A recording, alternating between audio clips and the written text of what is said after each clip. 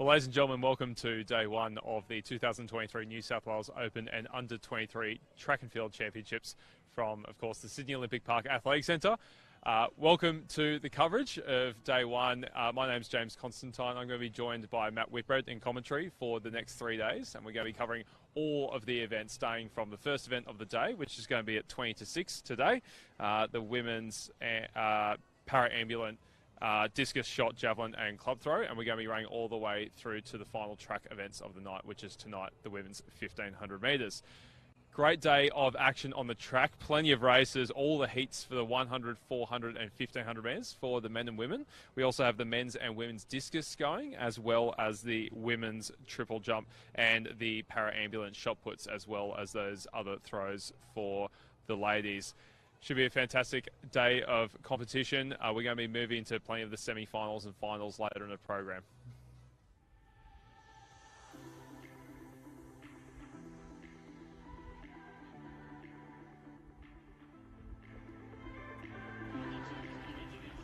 It's good to go one up from last year. Last year I got second here, so yeah, I'm happy I came out away with the win. It gives you, points for the 5,000, lets you run at the Oceanas, I think, so yeah, it's quite important for the World Champs in Kong Games.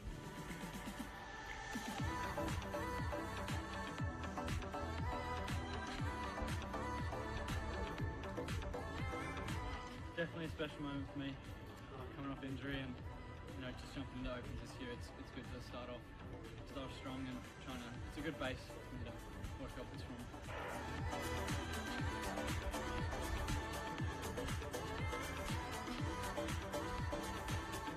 I'm pretty happy with that with the season. I think that's my best ever.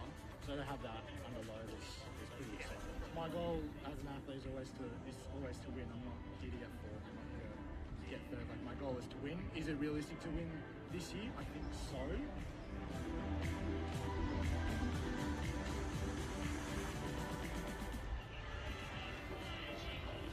Good confidence booster to get the win against those girls. They're also talented and everyone's in really good shape at the moment.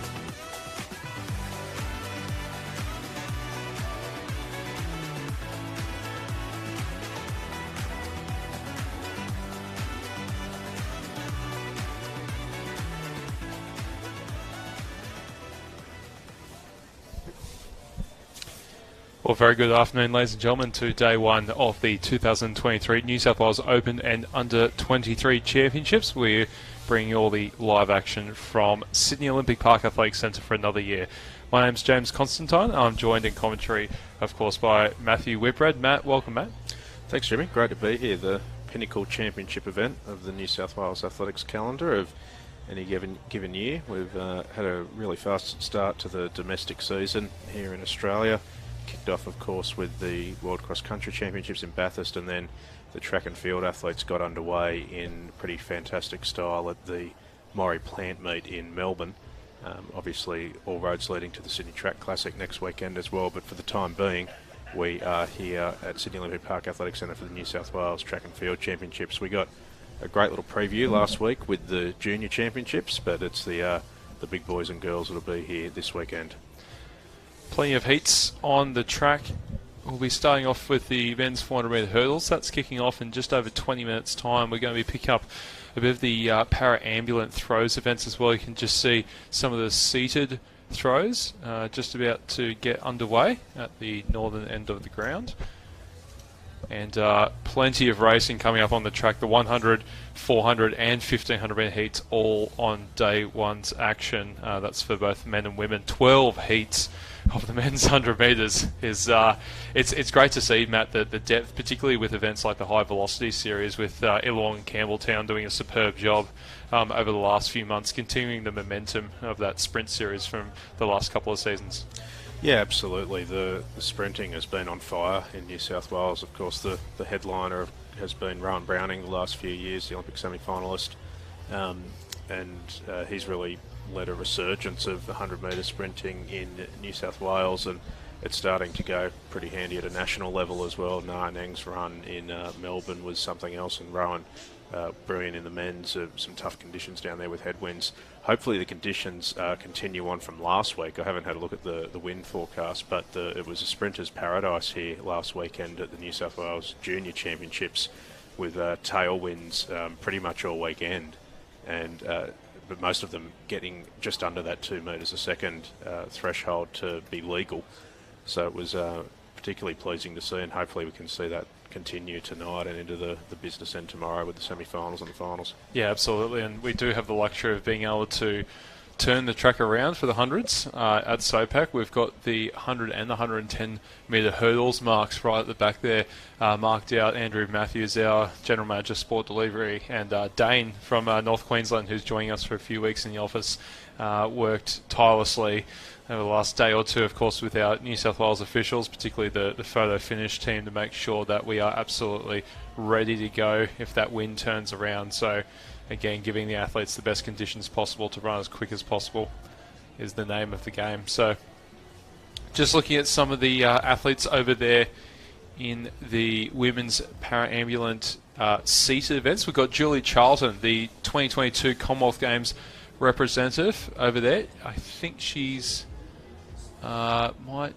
just be going, just trying to figure out. There's a few people you can see. The officials just working to get the athletes seated and securely and sorted out. You can see the throwing pole there as well. They use that to gain their balance as they throw the implement. And that is actually, I'm just going to quickly go through the list. I'm pretty sure that might be Rosemary Little down there, of Hills Districts. So Rosemary's been to a number of Paralympic events. Actually started off on the track, a very good 1500 metre wheelchair racer, and turned to the throws a couple of years back and went for the F32 shot put, if I'm not mistaken, at the Tokyo Paralympics, the Tokyo 2020 Paralympics, and is having a really successful seated throws career. So Rosemary Little is just getting herself sorted out, and she'll be getting these championships underway shortly. So just looking ahead at the timetable for proceedings tonight, of course Friday night at any state Open Championships is largely populated by the preliminary events on the track, and we'll be kicking things off with the 400 metre hurdles in the women's and the men's. So that'll be our first races on the track. And we also, of course, have the 100 metre prelims, as Jimmy was referring to earlier, a full 12 heats in the men's and 6 in the women's. So some very big fields there to go into the semi-finals tomorrow. And then we'll have the 400 metre heats for the men's. The women's will go straight to the semi-finals. And we'll close things out with the 1500 metre heats a little bit later on tonight. And good to see the 3 heats in the men's 1500 and 2 in the women's, so they'll progress to the final from there. But some good fields to kick us off with the track action tonight. Yeah, absolutely. Going through some of the hundreds, which are, of course, the blue ribbon event of any New South Wales Track and Field Championships. Eddie Aussie Nikita joins us again from New Zealand, and he had a special year last year. Actually broke his father's New Zealand national record at the Eugene World Championships, around 10:08, to spectacularly qualify through to the semi-finals there. So it's great to have Eddie, who actually ran Opens and the Sydney Track Classic and Nationals, ran here 3 times last season. So good to have him back at the New South Wales Open and Under 23 Championships. I'm pretty sure we're going to see him running next week as well in the Sydney Track Classic. So great to have Eddie back. And Josh Azzopardi, the pick of the New South Wales athletes, national silver medalist behind national champion Jake Doran. Eddie actually came second overall in that race, so he won a silver medal. But Josh has had a really good start to his season, a 10.25 PB at the ACT Championships, and he comes in to these championships probably a slight favourite on paper to take out the New South Wales title, something he hasn't been able to do yet. Will Roberts won this title last year, and he's not lining up this year. I think just battling with a little bit of injury. So Josh's big opportunity with the likes of Ishmael Dudu Kamara, who ran 10.26 at the Illawarra Track Challenge. Just a fantastic run with a perfect win behind him. And the man on everyone's lips, we saw a glimpse of him over the 200 metres last weekend, Sebastian Sultana, the 10.27 man, looking to win his first Open Championship, turning just 18 years old this year. I think he's still 17 at the moment. So it's a great lineup in the men's 100. Nick Andrews is also trying his hand over the flat, and it's great to have Nick hurdling so well as well. He was featuring in the Maury Plant meet in Melbourne last weekend, and Jackson Rowe as well, Sebastian's teammate. Plenty of other athletes I haven't even mentioned yet. Carl Career-Wings, Connor Bond, Joseph Aodi, and the list goes on. Rashid Carver's been running very, very well, so that's a really exciting men's Open 100 list. Yeah, I was just having a look at the 1500 start lists as well, and they look pretty interesting too. I think very competitive fields. Pretty hard to pick out a standout favourite. Of course, as is understandable with the peak of the domestic season and Maury Plant meets. We had Ollie Hoare win the men's mile down there, Jess Hull win the women's 1500. A lot of those will be backing up for the Australian 3K champs as part of the Sydney Track Classic program next week. So necessarily these athletes are not going to race every single week, especially with heats and finals in the state championship. So the fields here lacking a couple of big stars, but they're very deep, and they're also particularly competitive. I mean, just looking at the seed times at the men's 1500, 25 athletes come in with seed times under 4 minutes. Yeah, it's pretty impressive. That's basically 2 full races, isn't it, that we'd expect on the 4 minute mark, or maybe not on the heats, but definitely capable of doing that. So yeah, looking at some of the athletes on there, Bailey Habler had a really good run at the Under 20 World Cross Country Championships a couple of weeks ago in Bathurst. Connor Whiteley, the newly minted 5,000 metre champion, I thought he had a particularly good run here a few weeks ago to take out that Open title. Really looking forward to seeing how he goes over probably his pet distance, the 1,500 metres, after moving to Canberra recently. With Dick Telford's squad up there, so really keen to see him go around, and also guys like Joe Burgess. Great to see Joe back. I haven't seen a whole lot of them this season, so Joe's won a couple of state titles. He's always there or thereabouts on the podium, so plenty of depth there. Just looking at the women's 100 as well, we talked through the women's 100. Monique Quirk comes in as the quickest seed into this event, and she seems to just be on the rise every time she runs. I mentioned the high velocity series earlier or a lot of races earlier this season. She's done particularly well on those. And we have Tamara Houghton joining us from Queensland, an 11.6 athlete, as well as Kaisha Projek of UTS North, another 11.6 athlete. And then comes Liv Inkster next on the seed list at 11.72, the semi-finalist from the World Juniors last year. So that's a really good field as well, and plenty of usual suspects who we see time and time again. I'm sure a lot of them would be keen to walk away with an Open Championship medal this weekend.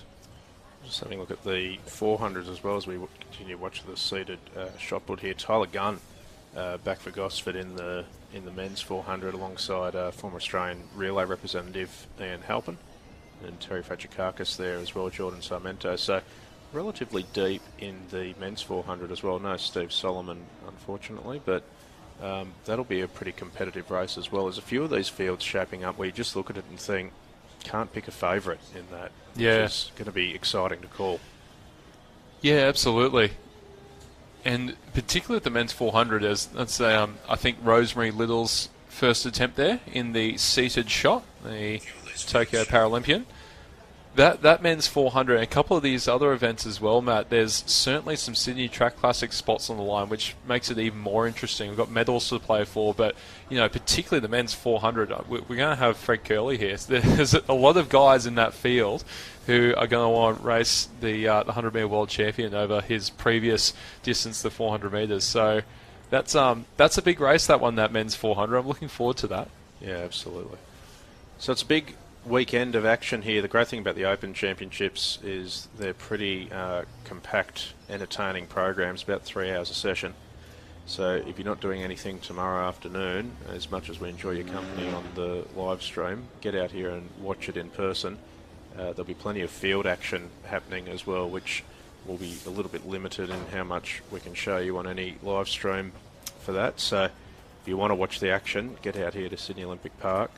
If you get out here tomorrow afternoon for the program, you should beat most of the concert crowd out here. It's been a bit of chaos getting out here tonight. There's I think someone said 150,000 people in the precinct. Yes, yeah, biggest day in Olympic Park since the Olympics, I've heard. So that's actually pretty cool I've stat. had that thrown around before. But no, there's a big crowd out here at the moment, and it's hopefully we'll have some coming in for the athletics as well. A few well-known pop stars taking over the precinct the last couple of weeks. Well, Ed Sheeran made things slightly challenging last weekend. Harry Styles this weekend is doing the same thing, but I'm not sure I could pick Harry out of a police lineup, to be honest, but Ed stands out, I suppose, with the red hair.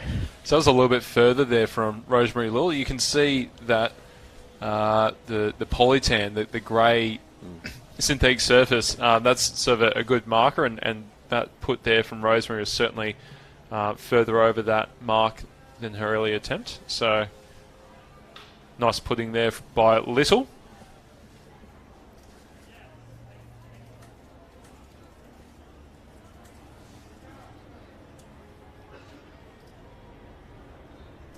Yeah, so I mentioned before she was previously a track athlete, wheelchair track athlete. She actually won the bronze medal in the women's T34 400 metres at the 2012 Paralympic Games. And she competed in the 1, the 4 and the 800 at the Rio Paralympics before she went to the Tokyo Paralympics in the the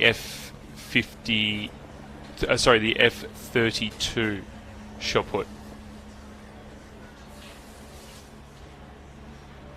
She also competed at the 2022 Commonwealth Games in the women's 100 again, so actually went back to the track last year in Birmingham and came 6th in the 234 women's 100. So very, very multi-talented athlete is Rosemary Lil, and been around for a long time, done really good things for para-athletes.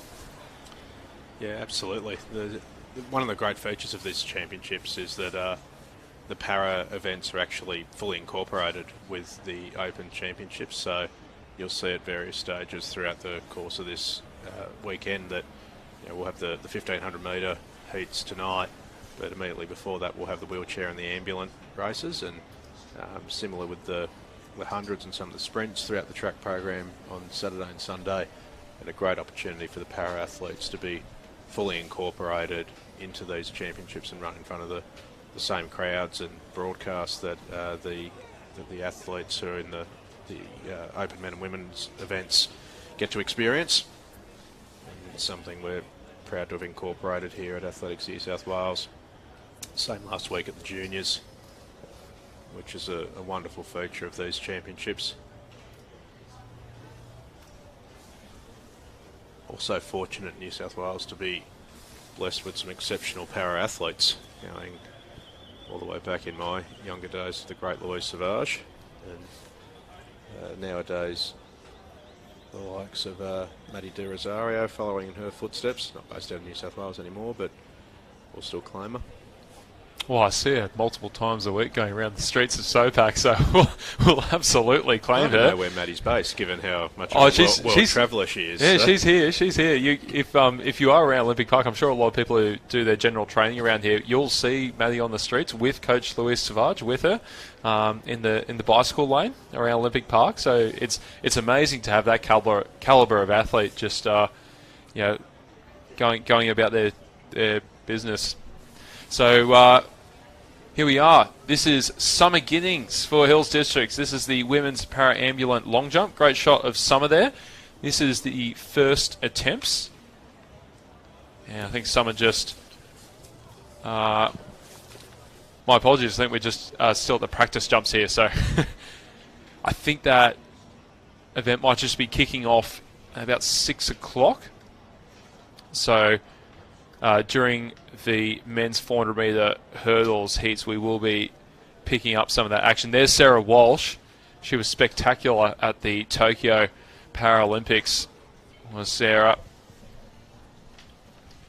It's great to have her based out of the ACT with Matt Beckenham, I think, is her coach.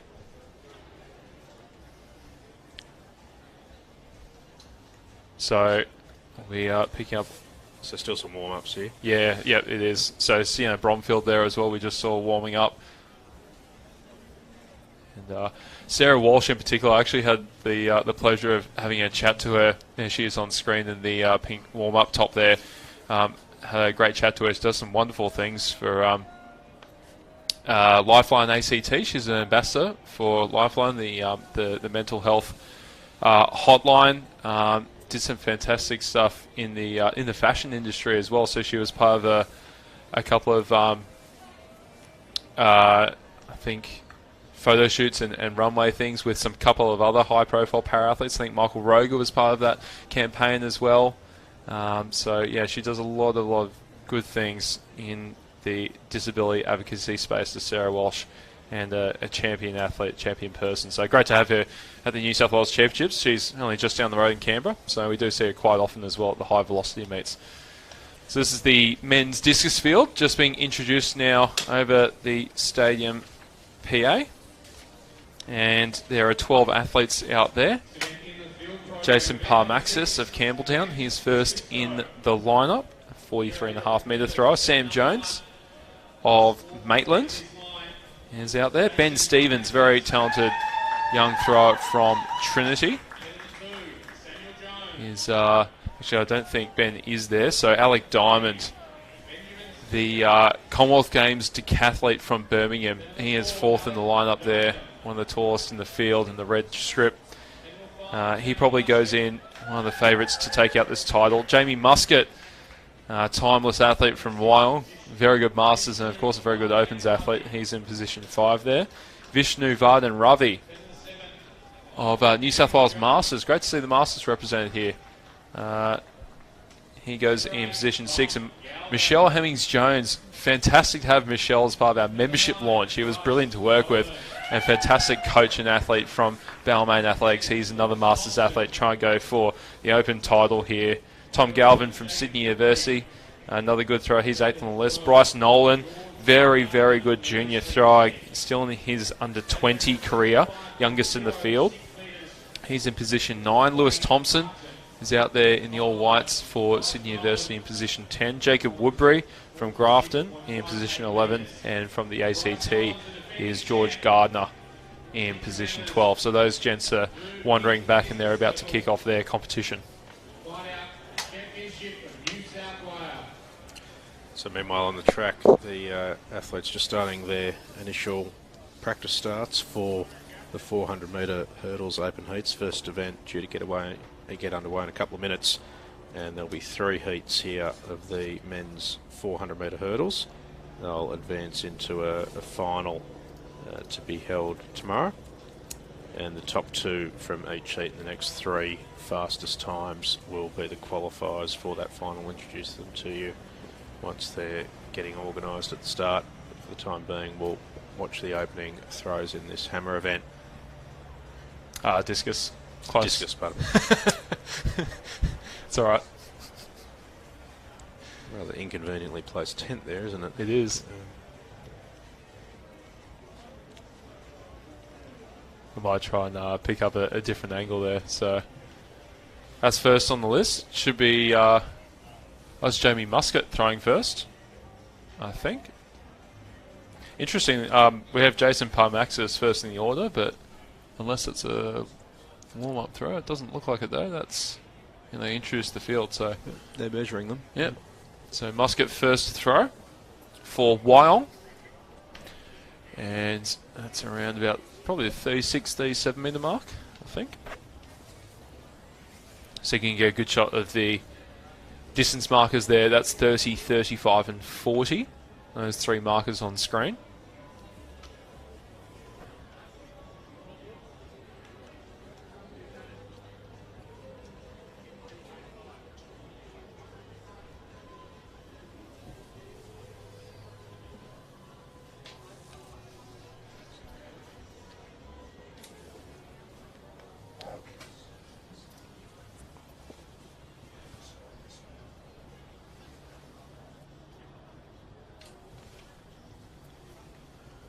So they're just getting them organised down at the start of the men's 400 metre hurdles. And looks like we've got one non-starter in lane 5, James Cotis, so they can take him out. But otherwise, looks like we're also missing lane 7, Connor Gaffney. So a slightly diminished field, but as we continue to watch this hammer, we'll introduce this first heat of men's 400 metre hurdles to you. So Adam Almael goes for Nepean on the inside. Matt Crow of UTS Norths in 3. Connor Fry of Victoria in 4. Aaron Jeffrey in 6. And Hugo Hannock of Victoria on the outside.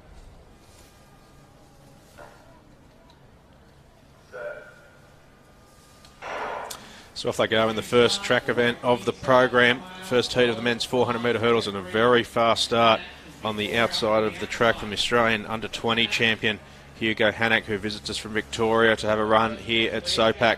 Also going pretty well in the centre of the track is Connor Fry, partner of Sam Giddies, who's been running well over the 100 metres, and he's picking up the stagger on the national junior champion Hannock on the outside. They've both put paid to Jeffrey and Crow, who are battling it out for the minors at the moment. Remember, top 2 going through automatically through these heats into the final to be held tomorrow afternoon. And no surprises here as Connor Fry, one of the top open stars in Australia, comes down. Good battle going on for second now with Matt Crow of UTS Norths and Hugo Hannock of Victoria battling it out for the second automatic qualifying spot. And they're going to have to run it out, and Hannock will get it. But Connor Fry too good for them in the first heat. That men's 400 hurdles. 51.39 is his qualifying time. In fact, a quicker run than the 52.54 run by Mark Focus of UTS to win this championship last year. So pretty speedy heat there from Connor as they open proceedings on the track for the championships. Yeah, he won that national championship last year by over a second, so he is the top seed by a long way in the country, and that's actually not too far away from his PB of 50.83, and he certainly eased up at the end, so that's quite an impressive run. You can see he's certainly not full tilt here, just making sure he gets over the last flight. A good battle between Crow and Hannock. I think Crow may have actually... No, Hannock did just get him on the line, so we've got to sort this out. 2 Victorians have taken out the first two qualifying spots, and first and second in the first race of these New South Wales Championships. I am a fan of that Rising Track Club kit that Connor Fry's got on. Yeah, it's good, isn't it? Really good kit. So he'll be hard to beat. Well, Connor, and it come the final. So going through some of the athletes in this second race, Bryce Collins and Mark Focus come in as 2 of the quicker athletes into this one. Rowan Laurenday has picked up 400 metre hurdling this season, so really looking forward to seeing how the Illawarra Blue Stars athlete goes. He goes in the inside in 2, just coming to screen there.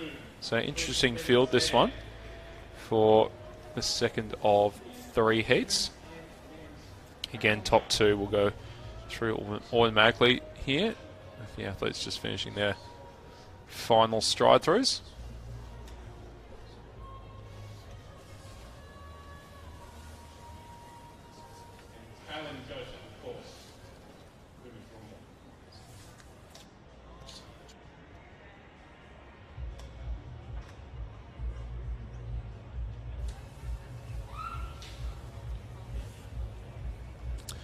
Still just getting them sorted out for this second heat. We'll have a look at the discus. That's a better angle, thanks to our team here from Clutch.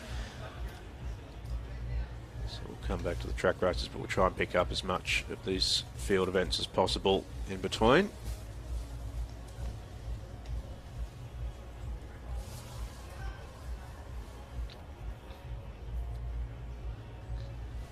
I think we've got Michelle Hemmings-Jones into the circle now. I'm sure a few from his home club, Balmain, will be following along his competition here with great interest. I think his late 40s now is Michelle, so pretty amazing effort at that age to be matching it with the Open gents, as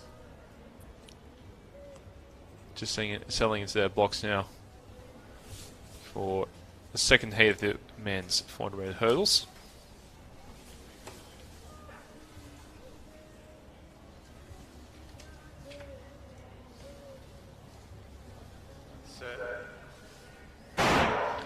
Away from the inside, Laurenday, Payne, Collins, Bennett, Foot, Barkley and Focus. So Focus is out quickly. He is the fastest seed, a 51 low runner. He's going very well for UTS North on the outside. Just having a look at the inside, Collins and Kobe Payne. Payne just not back. Lee Bennett, that is from ACT. So Bennett is on Collins' outside, and Collins has just got the step on him. Also going well because Blake Barclay of Athletics Wollongong, but you can see the gap that Focus has. He is going to be sailing through to this final, you would imagine, in lane 8 there in Collins, as Payne does just take an unfortunate fall there for Cherrybrook, as Collins is starting to separate himself from those contenders for that second spot. That's Lee Bent on the outside now, that battle with Ryan Laurenday, who skips over that last flight. So it'll be Focus and Collins automatically through, with Laurenday trying to dip across the line for one of those automatic 3 spots. No troubles there at all for Mark Focus. 51.98 unofficially for him. So a solid sub 52 there for Focus. So the defending champ through to the final in pretty comfortable fashion, about 6/10 slower than Connor Fry's win in the first heat, but ran through the line too. Focus didn't ease up, so was keen to find out where he was at. See Collins just late in the stage of that race, pulling away from Bennett's, and nice finish there by the Illawarra Blue Stars athlete Ron Laurenday. Bennett's is a good shout. He's done a bit of 800 running as well, I think. Well, no, he's just come down. Yeah, he's actually switched over this season, and it goes to that point that we make quite often, particularly with athletes like Sarah Carley when she's running well over 800 metres, as she did just before that Olympic qualifier at the Crest a couple of years ago. The 800 metres do make very good for hurdlers if they do want to transition down. It's just the strength that you need in the later stages, isn't it, over the last couple of flights. And that lactic that you accumulate from the 650 metre mark onwards bodes very well for the 4 sticks. We're going to see Sarah Carley not in the 4 hurdles at these championships. She's going to be in the 400 flat. As a nice throw there in the discus. Wonderful to see her return to the track, going well after a pretty significant medical scare. Oh, it was a miracle she made the Olympics, to be honest. Yeah. It doesn't seem like that long ago, does it? It's almost 2 years ago. Actually, it is 2 years ago. I think it was around about this time. I remember the night she ran the Olympic qualifier at the Albie Thomas. About 30 seconds after our broadcast went dead, by the way. Oh, that's right. So it's been printed on my brain as a traumatic memory, but it was a great memory for Sarah. A brilliant run at the Crest to qualify for that Tokyo Olympic team. Still her PB, 55.09. Can't forget that time either. Stunning one that was. Heat 3 here, Matt, of the men's 4 sticks, just about to get underway. So we're just over the discus until they go into their blocks, but I'll run through the start list while they do that.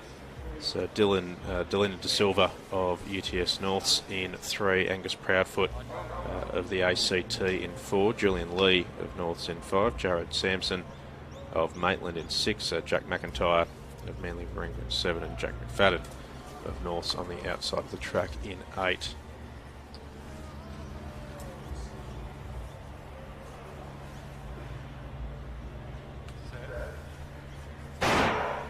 So away they go. One missing in 4 is Proudfoot from the ATC, but otherwise pretty well away, and the quickest of them, Jack McFadden on the outside, and Jared Sampson from Maitland also running pretty quickly in the centre of the track. On his inside, Julian Lee going pretty well as well up the backstraight, just picking up the stagger, and so too is De Silva all the way on the inside for North. So a pretty even line of 4 of them as they run through halfway. Probably still McFadden just on the outside. Now starting to pick up on him is McIntyre on the inside. So still a pretty good spread of them as they run into the straight. 3 in it, remember, only 2 automatic qualifying spots here. And it's McFadden on the outside to Silva on the inside, and Sampson splits them. So a battle going on for the second spot mainly. McFadden looks to have to win, pin down, and does pick it up. Bit slower than the first 2 heats. But Jared Sansom happy to punch the air as well, securing himself the second automatic qualifying position ahead of De Silva, who has to settle for third and wait for times. But a couple of seconds slower than the first two heats, but it was a pretty comfortable win for McFadden and a good dip for the second spot. Yeah, great run by Samson in particular. I think that goes under his PB of 54.15 from the country championships. A couple of months ago, he ran a national qualifier for the first time. He opened a national qualifier down there, and I think he's just dipped under 54 for the first time. I know there's going to be a lot of people following Jared from Maitland. There's a great crew up there. We're going to see a few of them competing this weekend. The likes of Tiana Skelton and Mitch Lightfoot, but well done to McFadden and Sampson. And a well-deserved punch in the air. Just looking at some of the official times to my left in photo finish, 53.54 there for Jack McFadden of UTS Norths.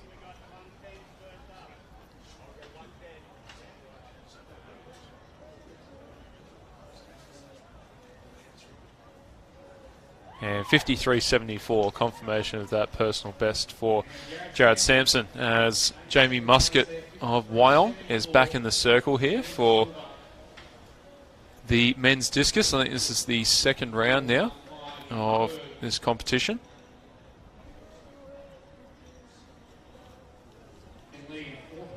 And pretty consistent throwing there for Muscat, maybe slightly longer that throw than his first attempt, but right around that 37 mark, if those indicators are correct. It's just in front of that 35. So some pretty nice throwing there from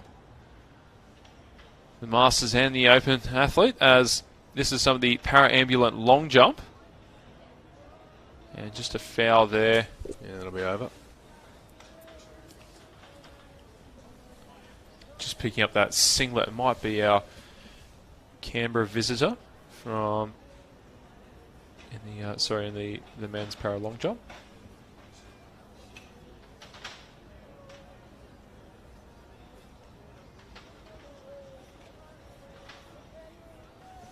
Yeah, Ari Gassini there, the T38 athlete from the ACT. We just saw on screen running through. As we might try and stay with Michelle this time. As we had to cut to one of the heats of the 4 hurdles, so we'll definitely see Hemmings-Jones. This is his second attempt. Just while we watch that, I can confirm the qualifiers for the final as well. So we'll watch this throw and then I'll let you know that.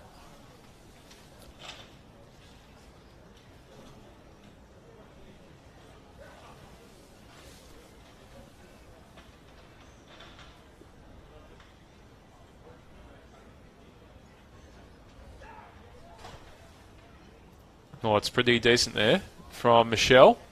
And it's getting towards 40 metres, I'd say. Maybe a metre or two longer than Muscat. So we can confirm the qualifiers for the men's 400 metre hurdles final. So Connor Fry, quickest qualifier in 51.38, and Mark Focus about 6/10 off him. Jack McFadden, the winner of that third heat in 53.54. Hanak, Collins and Sampson all got the automatic qualifiers, the second spot in each of those heats. And then our time qualifiers will be Matt Crow with a 52.40, Rowan Laurenday with a 54.05, and Dylan De Silva with a 54.1. So one of the time qualifiers coming from each of the third placed place getters in each heat. So good to see a bit of spread across the 3 heats. Tell you what, from each getting through. The quality's up there, isn't it? Matt Crow's only a 10th outside Focus's championship time. He's gone in as a non-auto qualifier, so that's the depth in that field. No, pretty impressive. Yeah, it was a strong first heat, wasn't it? So as you say, Matt Crow runs close enough to the time taken to win the championship last year and has to go through on time. So good to see the depth in that first heat in particular. But a good final field there, and certainly I think Connor Fryer will go in favourite. Obviously off the back of that run, and Focus did run through the line to run that 51.9. This is Bryce tomorrow afternoon. Yeah, absolutely. Bryce Nolan now of Westfields Athletics in the discus circle. Well, pretty nice throw there from Nolan. So that's out beyond the 45 metre mark, I think. You can see the 50 in the background. It's certainly not 50. But it's around that 45 mark. It's probably one of the longest throws we've seen thus far. So impressive stuff from the 18-year-old. And he's actually the defending champion, Bryce. So took this one out at just 17 last year. Very talented junior athlete. As Woodbury of Grafton in the circle next. Got some really nice speed on that rotation, the circle, did Nolan.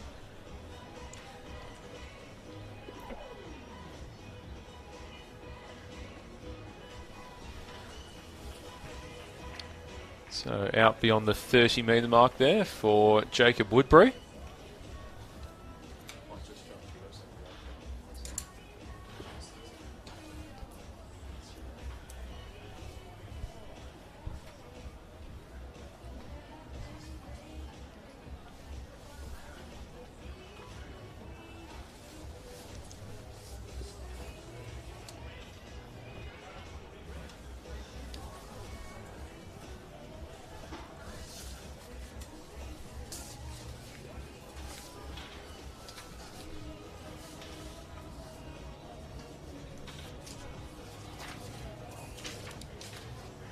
So George Gardner there of the ACT. And we are now back with Sarah Walsh, this is, in the women's para-ambulant long jump. Nice jump there from the Canberran. I think 7th she came in that Paralympic final in Tokyo. Superb performance to come top 8 in the world.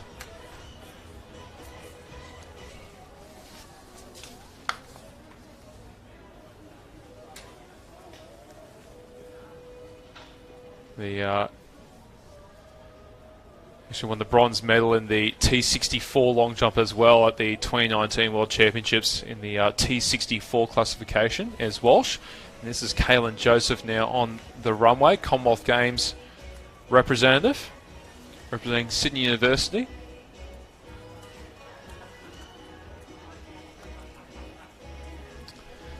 T38 athlete, coached by Matt Rawlings, long-term coach of Kaylin, trains down here at SOPAC.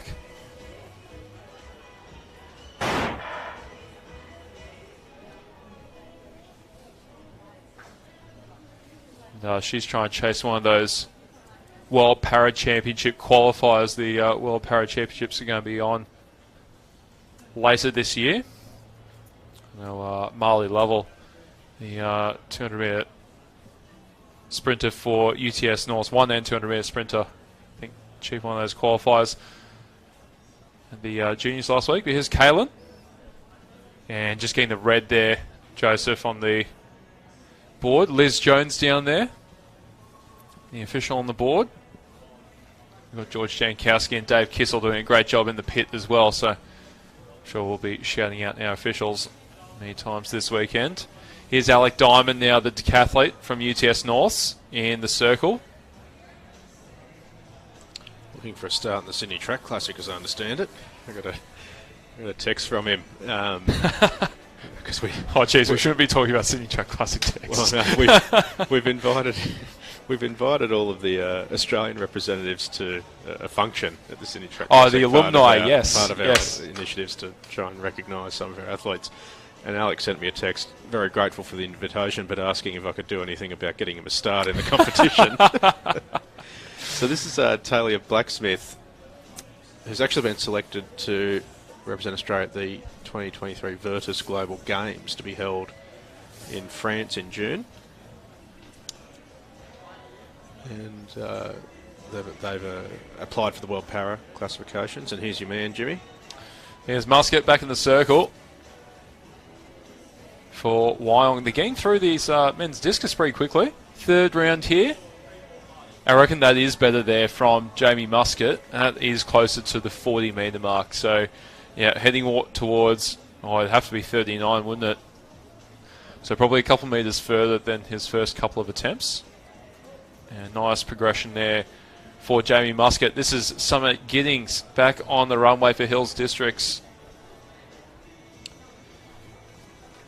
And Summer, incredibly talented, not just on the athletics track, but a brilliant singer as well. Was recently in America doing some singing. I think she's just been signed by a manager as well. So it's great to see her her artistic career kicking off as well as her continuing athletics career.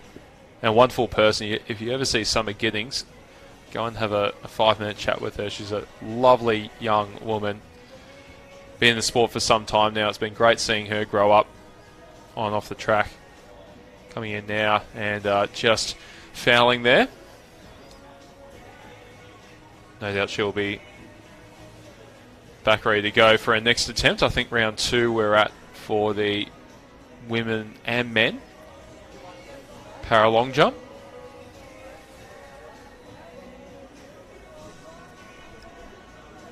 And Michelle Hemmings-Jones of Balmain Athletics back in the circle for his 3rd round, the men's discus.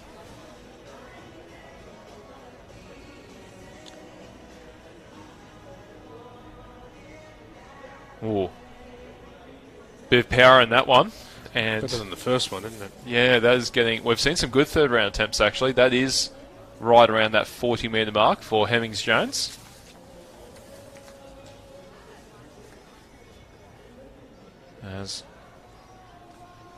So I think that's Taylor Doyle of Girrawayne. Yes.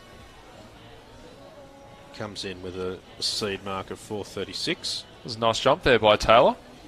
She's got a big smile on her face. Pretty happy with that.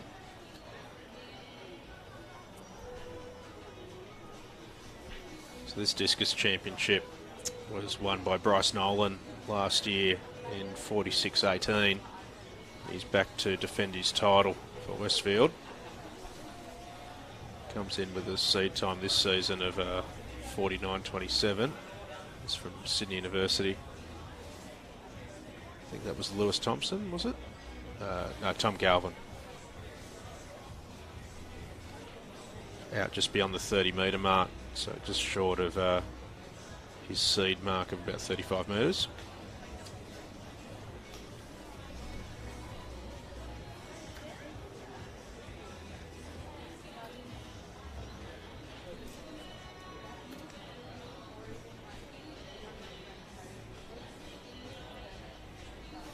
So Ara Cassini here of Canberra. Oh, that's a good jump if he gets the white, which he does. So Ara Cassini of Canberra there. I'm not sure which club singlet that is, that one actually. I haven't seen the yellow or the Bumblebee uniform. Woden, is it? Here's Nolan, the defending champ. Oh, that is nice. Pretty nice from Bryce Nolan. He's certainly leading this competition thus far. Only athlete to get. So those boards start at 30, don't they? Is that 30, 35, 40? So that looks to be beyond 45 metres. And that's been pretty consistent with his first couple of attempts. So he will be leading this competition, you'd think, after round 3 when they do the reorder. Leighton Lloyd will be the next athlete on the long jump. Ramp for Macquarie Hunter. Comes in with a seed performance of 5:77.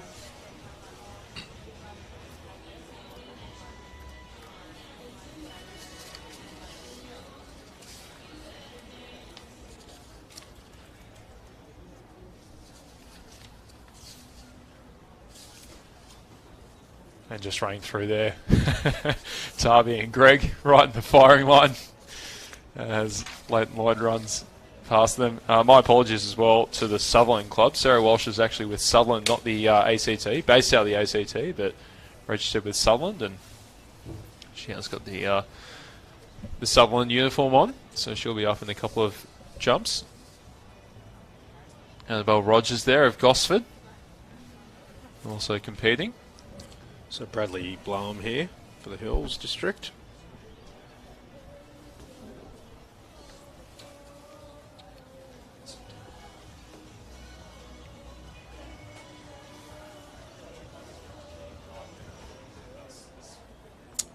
And that'll be legal. So I expect to see a white flag there, and we do. All looking good for Bloom. So that should be back to the start of the long jump field. We'll be back to Sienna Bromfield.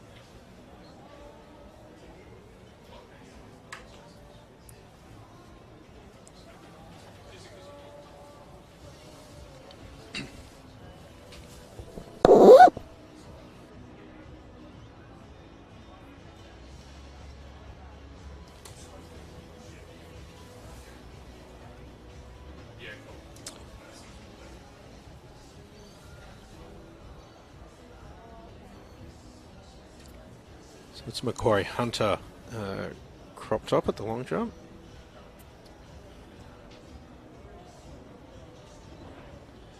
And that'll be a foul. Yeah, so there's Bromfield, so start list wrong there. It's Macquarie Hunter crop.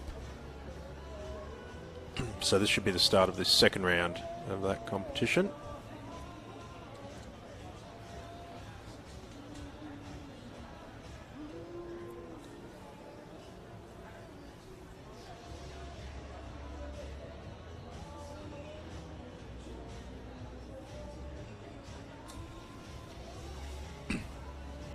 And next on the runway at the women's long jump will be Annabelle Rogers of Gosford.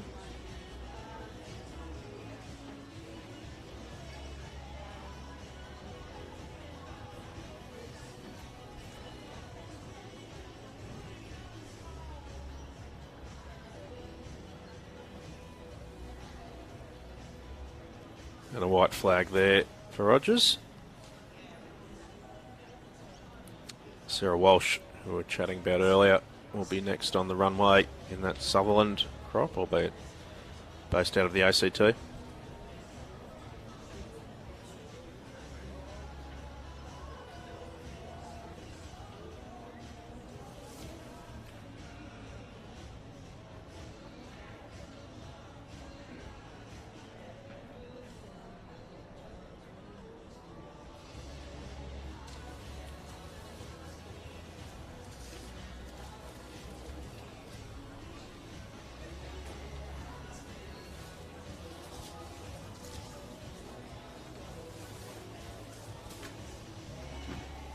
So there's Sarah Walsh.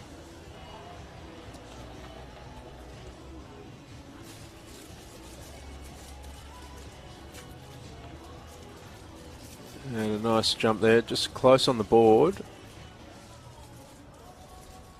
And a white flag.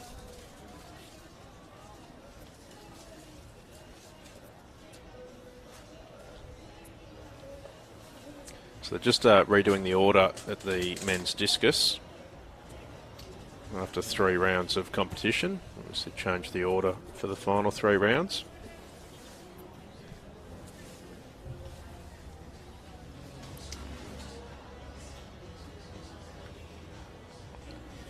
Next on the runway, Kaylin Joseph of the All Whites of Sydney University. Men's discus throw after 3 rounds. Third place, Diamond, 43.87 metres. So it's Julie Charlton down at the seated throws at the far end of the field. Obviously the 3 field events going on at the moment, so we'll try and keep switching between.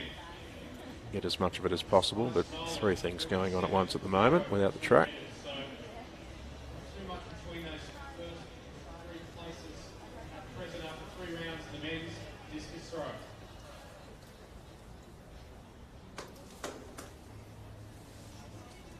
So here's Joseph on the runway for Sydney University. And nice on the boards, hard to tell from this angle. And a white flag. So Julie Charlton, famous para-athlete here in Australia. And she's part of the Australia Day honours earlier this year, not only for her athletics accomplishments, but also her community work. She was one of the finalists of the New South Wales Young Woman of the Year as part of that Australia Day Honours process. And another strong advocate in the disability sector, sits on a couple of the boards doing advocacy work. Also a brilliant competitor in her own right. So the seated Jav over there, and that's Julie about to have her attempt, while we also have Blacksmith on the runway.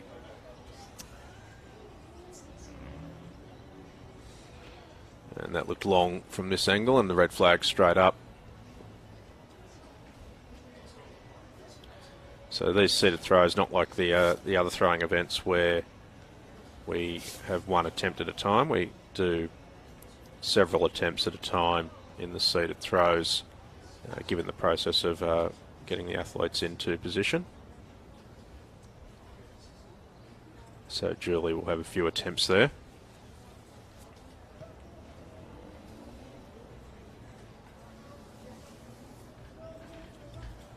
And this is Giddings back on the runway for the Hills District.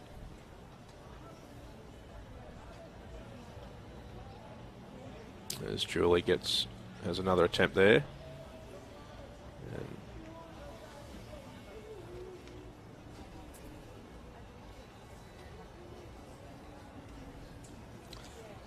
so Giddings on the runway. The 100 metre ladies also just getting themselves organised down near the start. We'll bring you the heats of that shortly. There's Giddings on the runway, and might have been long as well. Yep, and the red flag up. So just looking ahead to these track races, the women's 100 metre hurdle heats. Pardon me, the women's 100 metre heats, not the hurdles. 5 heats in this event.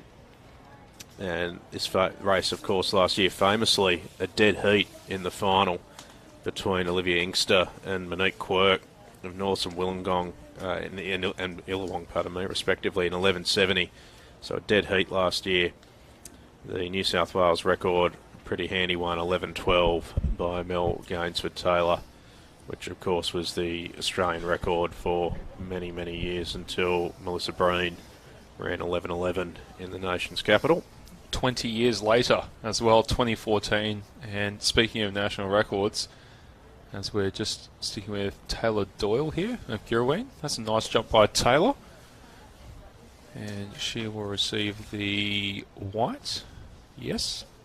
So good jumping there. Zoe Hobbs, spoiler alert, has run 10.89, given it was a plus 3.4, yeah. plus 3.4, but 10.89. But before that, oh, and 11.07 just casually for another national record. She's going to be joining us at the Sydney Track Classic up against Nara Nang, who many are tipping, if she gets some favourable conditions, to break the Australian record next Saturday. So women's 100 metre running in not only Australia but Oceania is at all-time highs at the moment. It's incredibly exciting.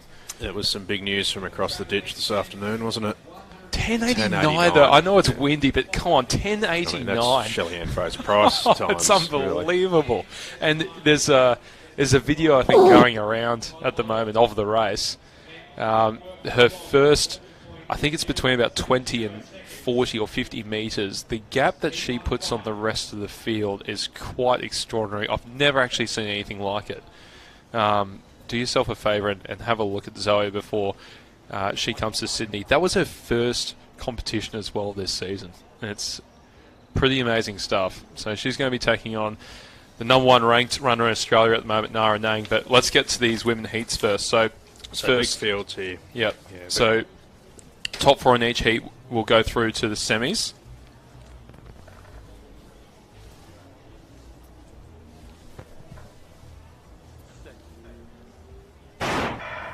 So pretty even line away in 3. Mitten was pretty quick for Macquarie Hunter. Also going strong for Norths is Kramer, but pretty strong from Pickering in the centre of the track as well, and she'll take out the first automatic qualifying spot here in a 12.05. Minus 1.4 the win, so a few headwinds there for the ladies. That's a pretty good run by Bronte Pickering. So we just got caught on the hop a little bit there, but also over on the inside for Mingara, Kelly McAndrew running quite strongly on the inside of the track. And she'll take out the second qualifying spot. And remember, 4 in each of these, obviously, with the semi-finals later on, so plenty to look for here down in the minors. Also really going well in the centre of the track was Kramer from Sydney University on the outside of Pickering. And on the far outside of the track, it was Munro of Newcastle that got the third spot. Kramer and DeSalis of the ACT are going to battle it out for that fourth spot, and I suspect DeSalis might actually have got up to get that fourth spot over Kramer right at the death. So 30 are advancing through to the semi-finals, which I imagine will be 3 races tomorrow. Is the top 4 from each of these 5 heats plus the next 10 fastest times. Another good feature of the New South Wales Championships. We use the lanes we've got available to us. So there's 9 going through to most of the full lap finals. We use all 9 lanes, and similar in the hundreds, we'll use the 10 lanes. So there'll be 3 semi-finals of 10 athletes tomorrow. And I imagine they'll put 10 in the final as well. So we'll go through the start list for this second heat. Lucy Twigg will go for Queensland on the inside. Elizabeth Scott in 3 for Manly Warringah. Julia Baxter for Sydney University in 4. One of 2 defending champions here. Monique Quirk comes in as the fastest seed for Illawong Athletics. She goes in the middle in 5. Isabella Walker of Sydney University goes in 6. Lisa Quinn of Illawarra Blue Stars in 7. Monique Perry of UTS Norths in 8. Jessica Lawrence of Campbelltown in 9. Maya Francis of Athletics Wollongong in 10. And Nicole Berridge of ACT in lane number 11. So our first look at Monique Quirk. As I mentioned, one of 2 defending champions. And as Matt mentioned before, that famous dead heat, I lost my voice that night. That was simply extraordinary scenes. We're going to see Olivia Inkster in heat number 5, so a few races time.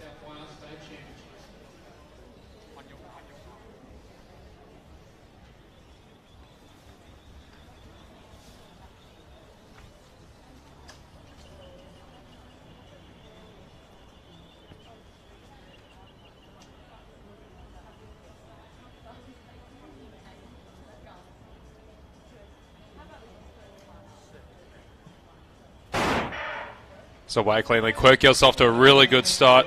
So does Isabella Walker on her inside, and Walker and Quirk are away. Also going well, Jess Lawrence and Nicole Berridge. On the inside, Lucy Twigg of Queensland. Quirk will take it in 11.98. Then comes Isabella Walker of Sydney University. Those 2 are clear. I reckon Lucy Twigg of Queensland got one of those top 4 spots, and it was pretty close between, I think, Julia Baxter and Nicole Berridge was going pretty well on the outside there for the ACT. Minus 1.8, so moderately stiff headwinds here for the ladies. I imagine that we wouldn't be turning around the track for the heats, would we? But no. A strong run there for Quirk to start off her campaign. Yeah, so one half of the defending champions back in good form, and then look for these 3rd and 4th spots. Jess Lawrence on the outside, so, yep, yeah, and Twigg. Yep, so Lawrence and Twigg will go through automatically.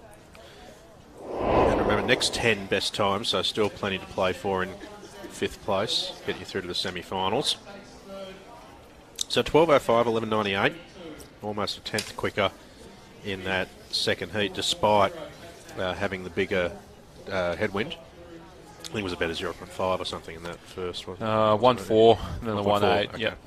So just a slightly stronger tailwind in the second heat. So this third heat of 5, from the inside out, Elizabeth Goodwin, Alyssa Lowe, Maya Pyrrhus, Sundance Fuller, Amelia Brandon, and Kaisha Prakshiak, Sarah James, Tamisha Clark, the long jumper, of course, more famous for her long jump, Clark, Charlotte Banks of Norse, and Summer Harrison. So 10 in this field, but just really unhelpfully starting in lane 2 for us. Yeah, we're going to see Clark in the long jump at the Sydney Track Classic. Confirmed that fairly recently, so great to have her as part of next weekend's festivities.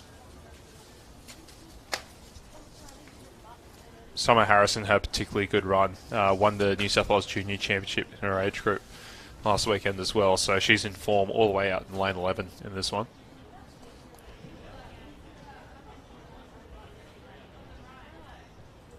Just about to be called up to their blocks. It's going to take a performance in the low 12s, you'd think, to make it through to the semi-finals, and then there'll be a lot more cutthroat tomorrow night.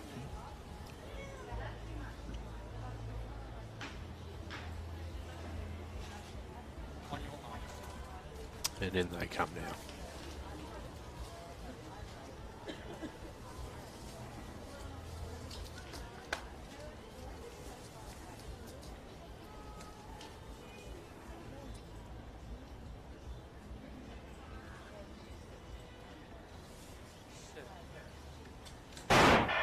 Well, yeah. Well, for mine, we're only broadcasters up here, we're not officials, but Summer Harrison on the outside looked to jump away, and the facial expression, I think gives that away as well. That is such a shame. No hesitation. Such a shame, because Summer's been going so well, as I mentioned. She was the, I'm pretty sure she's in the under 18 age group. She was so good at juniors last weekend, so unfortunate there for the Port Stephens athlete. No hesitation and no argument, straight out. So we'll see if we can get them away the second time.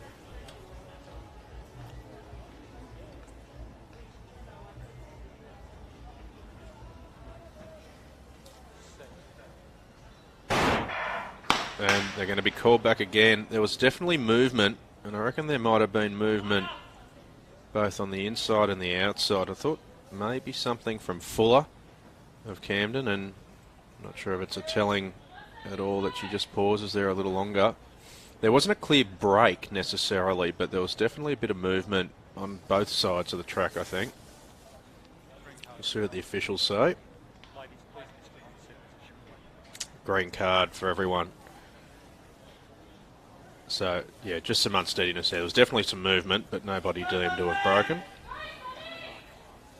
And we're going to have a third attempt at getting this second heat underway.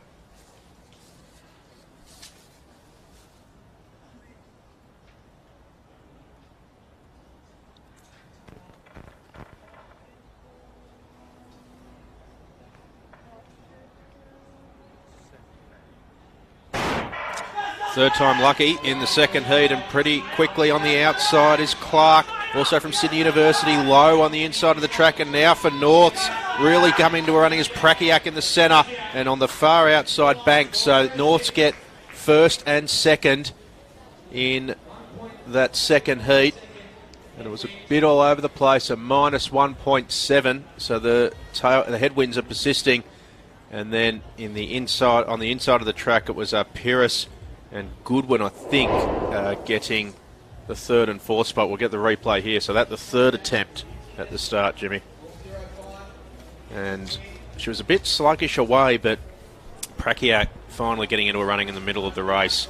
And from Sydney University, Alyssa Lowe on the inside, getting up for one of those spots as well. Banks came into a running late, as did Sundance Fuller, who I suspect might have been part of that unsteadiness at the second attempted start. And Clark, the long jumper, I think will have to wait for time, and she will, but should be fine with that. You probably can't blame the girls for sitting in their box a little bit, seeing a couple of, well, one DQ and one unsteadiness. So we'll move on to the third heat now, as we're just getting some official times next to us. So Prachiak, Banks, Fuller and Lowe all confirmed as through. There it is on the scoreboard there. And Tamisha Clark, yeah, she'll have to wait for one of those next 10 fastest times. You probably think that fifth from each of these races would be fairly confident in getting through, but the wind can play a little bit of a factor as well in some of those next fastest times. We'll go through this list now for Heat 3. Elizabeth Goodwin of Blue Mountains goes into... Alexander Alizart in Heat 4 here. Goes for Westfield's Athletics in 2. Emily Duvey of Sydney University in 3. Ruby Fifield of Bankstown in 4. Eliza De Silva of UTS Norths in 5.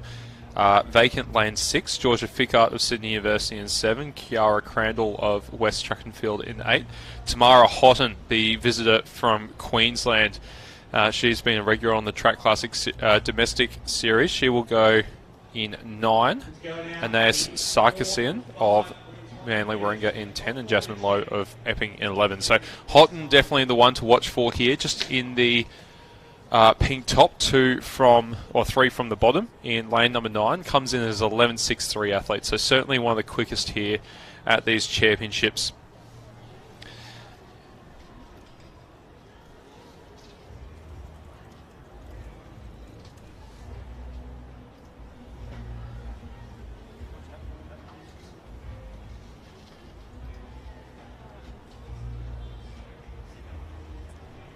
Yeah, so coming off at 11.69 as well to actually win the ACT Open Championship 100 metres.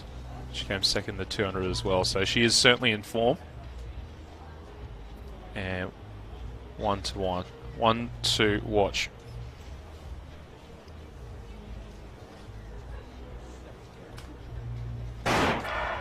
Away we go. Houghton does get off to a pretty good start. Also going well, Kiara Crandall on her inside, but Houghton now gets into her running. Also going well, Emmy Duvet of Sydney University, and it's Duvet and Houghton, with Houghton taking line honours. 12.04. Duvet second. Kiara Crandall will get one of those automatic spots. And I think it might be Eliza De Silva maybe on the inside for UTS North, and it will be De Silva who gets that 4th spot. So Houghton, Duvet, Crandall and De Silva automatically through from Heat 4 into a minus 2.4. So a little bit stronger again, the headwinds. Yeah, so it's tough sprinting conditions here, at least tough 100 metre conditions. So we have a look at the replay. Crandall will go off to a flyer, but Houghton just too quick through 20 to 40 metres or so and start to pull away from the field. I thought Emily Duvet had a really nice run for Sydney University in the All Whites. Yeah, Fickard got away quickly too. I'm not sure why it's not a Sydney Uni cropped up, but she got away strongly too. And we'll get that spot. So Crandall and Houghton comfortably through. And 12.02 there, the official winning time for Houghton. 12.37 for Duvet, 12.50 for Crandall, and 12.61. So they've all been around that sort of mark, haven't they? Just the second heat getting just under at 11.98. So they've all been around that sort of low 12s mark.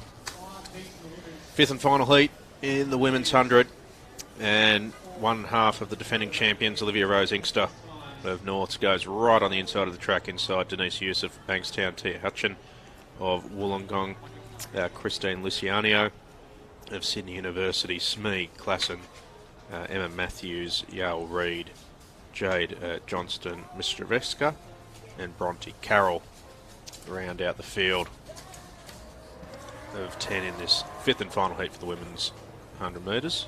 Top 4 through automatically, and the defending champ on the inside. Cleanly away, and the defending champ, bit sluggish out, but into her running now is Inkster, and also going well right in the centre of the track is Katie Smee of Maitland on the far outside. Bronte Carroll, they'll be 3 comfortably through, and Jade Johnston Mistravevska of St George will pick up the 4th automatic spot. She's a bit sluggish away, Inkster, but came into a running and laid down a marker by the time they got there. She'll actually won't take out the heat. 11.99 for Bronte Carroll on the outside, I suspect, will go the way of the photo finish judge, and a minus 0.8, so the nicest conditions for a little while, but still a headwind. So Inkster just putting the cue in the rack with about 20 or 30 to go, and Bronte Carroll running through the line is what gave her the win there, and just dipping under 12. Yeah, pretty comfortable for those 3, wasn't it? Inkster, Smee and Carroll, and Mistravevska. Johnston Mistravevska of St George. Pretty clear away from the rest of the field as well for that 4th spot, as the men will be up fairly shortly. But back to the seated throws we go, and this is Sarah Jane Trevenard Clifton Bly of Sydney University. Another one of our very well-known para-athletes, and that's her mum, just assisting her in the seat to get her ready for her competition. Sarah throws the club as well for her classification, so I believe she'll be the singular athlete in that event as well.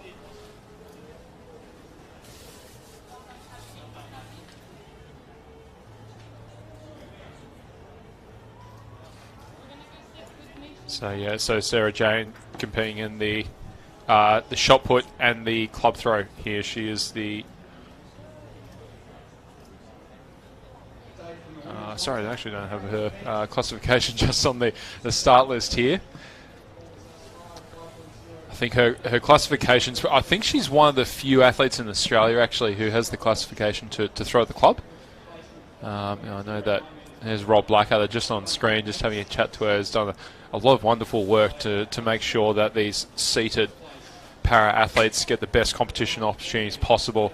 I know Rob has been raising money a lot in the officials' room over many years to try and get some money from plastic bottles from all the officials' waters and drinks at each competition, and 10 cents from every bottle goes straight towards getting the seats and equipment for the para athletes. As you can see, Sarah Jane with the club there in the club throw. So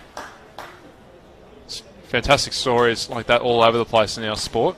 As Gassini here from Canberra back on the runway, and South Canberra Tuggeranong finally get the club there on the back of the singlet. He's been jumping well in this competition, has Gassini.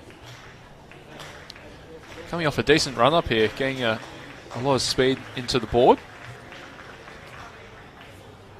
Looked long, I think. Yeah, it is long. Straight up. Yeah. He has had a good day so far. So they're just sorting out the fields for the semi-finals for the women's 100. We'll bring you the time qualifiers as soon as we have them. And back over to the discus as well. Here's the defending champ. He's been throwing well, hasn't he?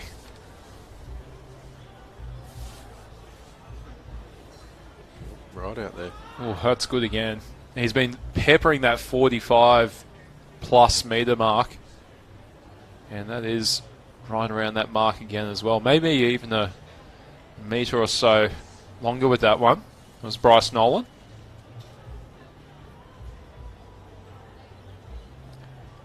See Cole Muir retrieving the discus.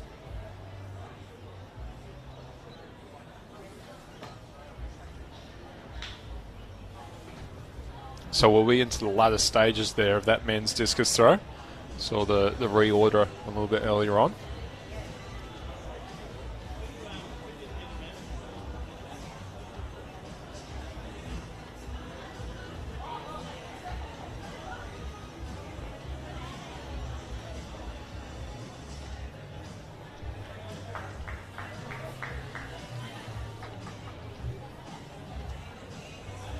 So back to the long jump now. And the Macquarie Hunter athlete on the runway here.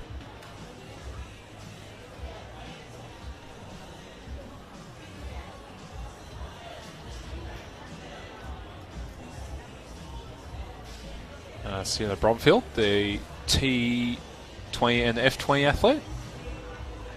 And good jump there from Sienna, coming off the 1 metre board there. So you can see the officials just moving the board markers. Yeah. Big smile on the face. Always great to see. So you can see, yeah, the markers have just moved forward there. That's the 1 metre board. And, of course, the para-athletes can choose whether they go off the 1 or the 2 metre board. Taylor Doyle will be on the runway next. And Matt, I don't think we're too far away from the first of our men's hundreds. I think about 4 or 5 minutes away, aren't we? 6:59, so it's only another 5 minutes. So we'll keep bringing you as much of the discus and the long jump as we can. Good to see that we've actually got some time to get some field in this week. It was pretty tough last week with how busy the junior program is. Easier with, I say one age group. Andrew Matthews would say not an age group in the Opens. Yeah, certainly a few less events. Looked long. Yeah, just long there for Taylor Doyle. Yeah, a little bit exasperated, but the wry smile on the face that time. We've seen her happy with a couple of her previous attempts. She has been quite good so far this competition as Taylor.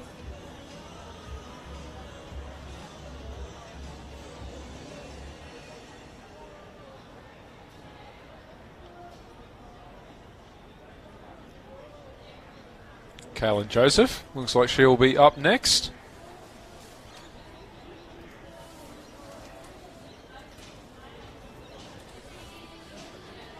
So those World Para Athletics Championships that a lot of these athletes will be chasing qualifiers for, that's happening from July 8 to July 17 in Paris. So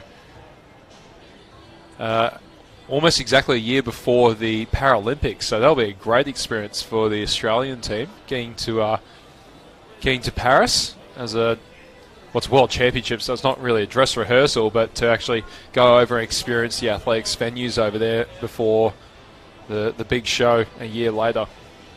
So July 8 to July 17, I'm sure we'll bring you some of the coverage of those championships on Athletics New South Wales social media from all our New South Wales reps. And if that's... you can see her say, please, she's hoping for the white. I think she's going to get it.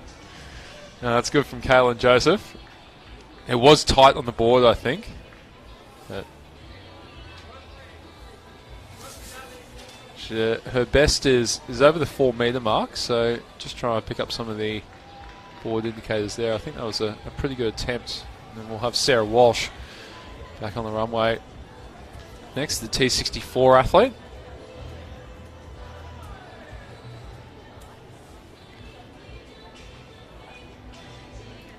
So the Sutherland athlete, actually part of the Weet-Bix active bands campaign as well, and we know that Jared Clifford, a really great ambassador for the Weet-Bix active bands, getting kids active all across Australia. Some really good work done by Athletics Australia in that space. It's another nice jump. She's so consistent, isn't she, Sarah? Barely ever fouls. And I was going to say, really good on the board. Yeah, she's a top athlete. You don't get to 7th in the world by being inconsistent, that's for sure. She's a fantastic athlete. 2-time Paralympian. As I mentioned, I'm pretty sure she was 7th in that Paralympic final. And wonderful person on and off the runway. Blacksmith on the runway now as well.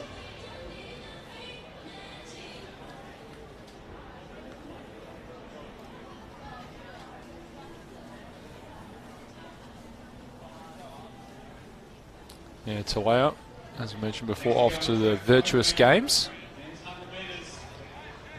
And her younger brother, Carson Blacksmith. We saw a lot of him at the New South Wales Junior Championships on the weekend. In the throws and the sprints events.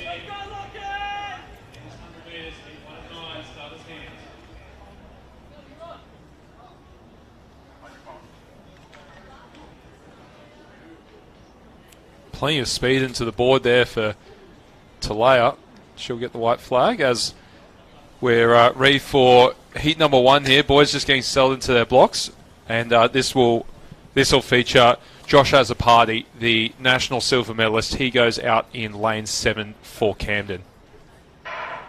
So away they go. Good start by Phil Baker, but Azzopardi will get into his running right about now. Lewis Clapburn also going well for Epping, and Azzopardi's looking over at Clapburn about 50 metres into his run. So yeah, the shirt's come off for one of the athletes. Lachlan Kazoni, sorry. So yeah, bit of fireworks in that first heat. He was third over the line, Kazoni, and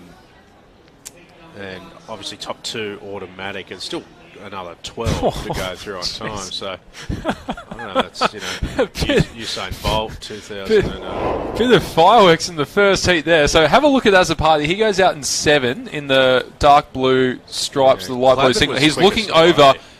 That is about 60 metres into the run there at Clapburn. Then comes Kazoni. He's definitely not in the top 2 here. I think it was just disappointment more than anything, as he's looking over at his teammate. And yeah, and then 10.69 there with the singlet ripped off. 10.69 with a minus 1.2. So that's Azzopardi's winning time. Clapburn 10.81. Of course, no need to run particularly quick, as there's actually a bit of drizzle coming down the track at the moment at Sopak. So results there. We'll try and get as many of those as we can And yeah, you're right, Jimmy. Just some light rain starting to come down. We'll look at the radar in a minute, but hopefully things hold up for us for the next 90 minutes, 2 hours or so.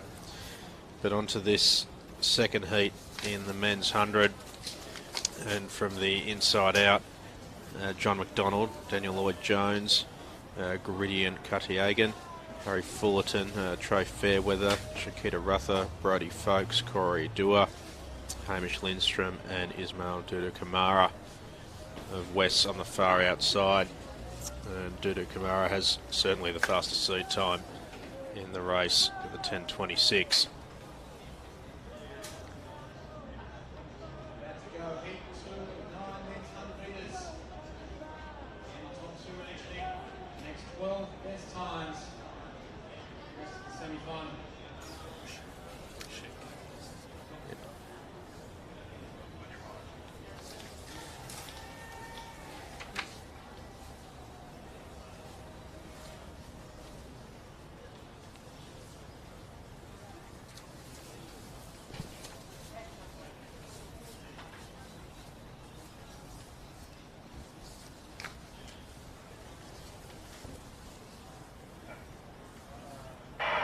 So cleanly away in the second heat. They were all pretty evenly away. Carver pretty quick on the inside, so too Lloyd-Jones on the outside. But Dudu Kamara coming into his running in the second half of the race and puts the cue in the rack and gets there. I think Lindstrom for the University of New South Wales probably got up to get the second automatic qualifying spot and really dipped at the line to do so. But certainly enough for Dudu Kamara, who was a bit sluggish out of the blocks. Just a bit laboured, but by the time we got to the middle part of the race, was really into his running. Yeah, the bigger bodies take a little bit longer to get going, but once they do, they're impressive to watch. Oh, that was a big dip, wasn't it? Yeah, it was Lindstrom, I think, for the University of New South Wales, and confirmation he did get that second spot. So the wind dying down to minus 0.4 now, which is good to see. But I guess, you know, times at the moment really irrelevant, aren't they? The big guns are just trying to get themselves through safely to the semis tomorrow. Yeah, although it is a good chance to try and run quick tonight, right? Because you're not backing up today. So you're probably thinking a little bit more about conserving the semi-final, which is traditionally 2 hours before the final at major championships. But having said that, the big guns you wouldn't imagine to be running through the line tonight. It's certainly good practice, though. We've seen some 100-metre runners over the years, particularly in the 100, who just great one-day classic runners, and just by the time they get to rounds and major championships and need to run 3 times, they just can't hold up. And I mean, the famous one is Josh Clark. Wonderful guy, wonderful athlete, but just didn't have the strength in his body to get through 3 rounds of competition. And we'd see it so often. He'd come here and run the heat or something on a Friday night at state, and then not back up for the semi, or back up for the semi but pull out of the final. And you know, he's a very, very good sprinter, very, very good sprinter, and had the famous runs down at the AIS track in Canberra, but just couldn't put the rounds together. And if you want to be competitive at international level, like Rowan's showing us now, you have to be able to run 3 rounds in 2 days. So on to Heat 3 we go. There's the start list in the inset screen. Damien Abu-Aton of St Ignatius. Ben Treby of Manly Warringah. Seb Sultana get a first look at the junior superstar out of Campbelltown. He goes in 4. Jesse Turner of the ACT in 5. Sean Fitzsimmons of Bankstown in 6. Barath Baskaran of Mounties in 7. Ethan Duggan of Nepean in 8, Lachlan Parry of Illawarra Blue Stars in 9, Nicholas McKenzie of Epping in 10, and Michael Hanna of Illawong in 11. So Seb Sultana, the 10.27 man, Australian record holder.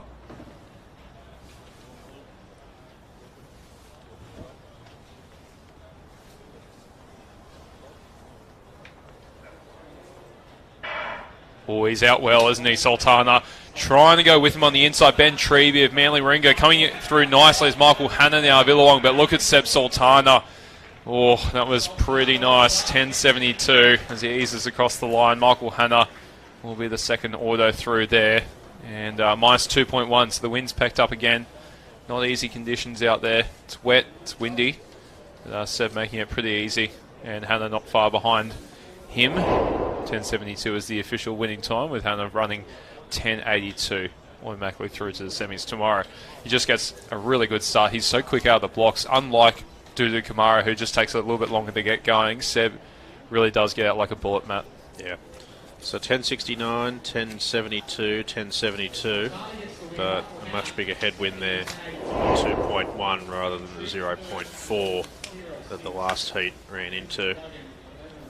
Just having a look at the rain radar, and only light rain, so for the next 90 minutes or so, and only getting the edge of us, so no danger to the competition by the looks of it. Had enough of thunderstorms at athletics meets for a while after the trauma of Bathurst, so no thunderstorms please. But getting ready now for, what are we up to, the fourth heat.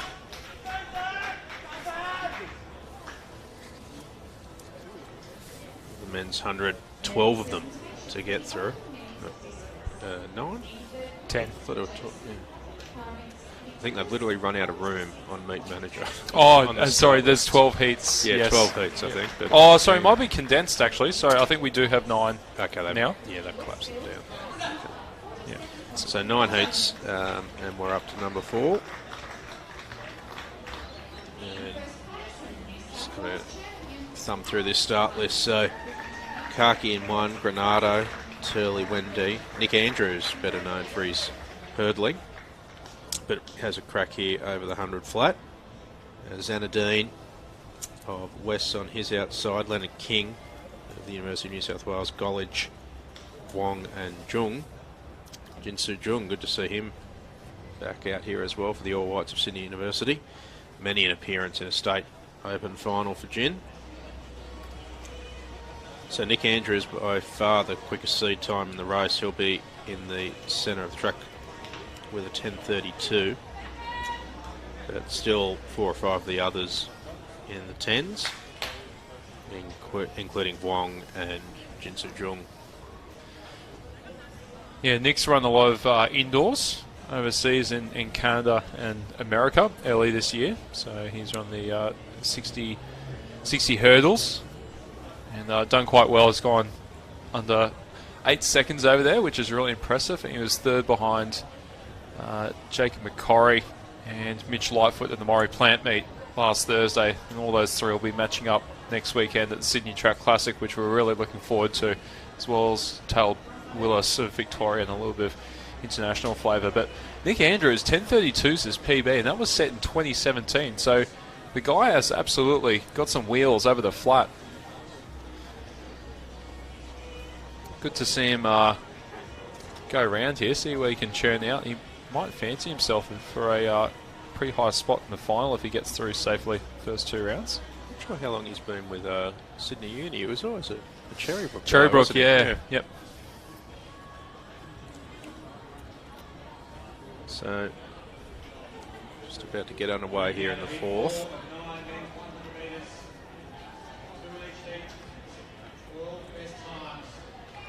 And called up now.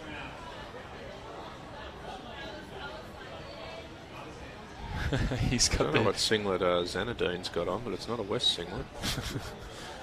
He's got actually a couple of the shades on, which is interesting form. The lights are on here, so I guess so. Yeah, it is getting dark at SOPAC, so look for Andrews with the shades on, centre of the track. Also Wong and Jinsu Jung on the outside, and probably Kaki on the inside of the track as well.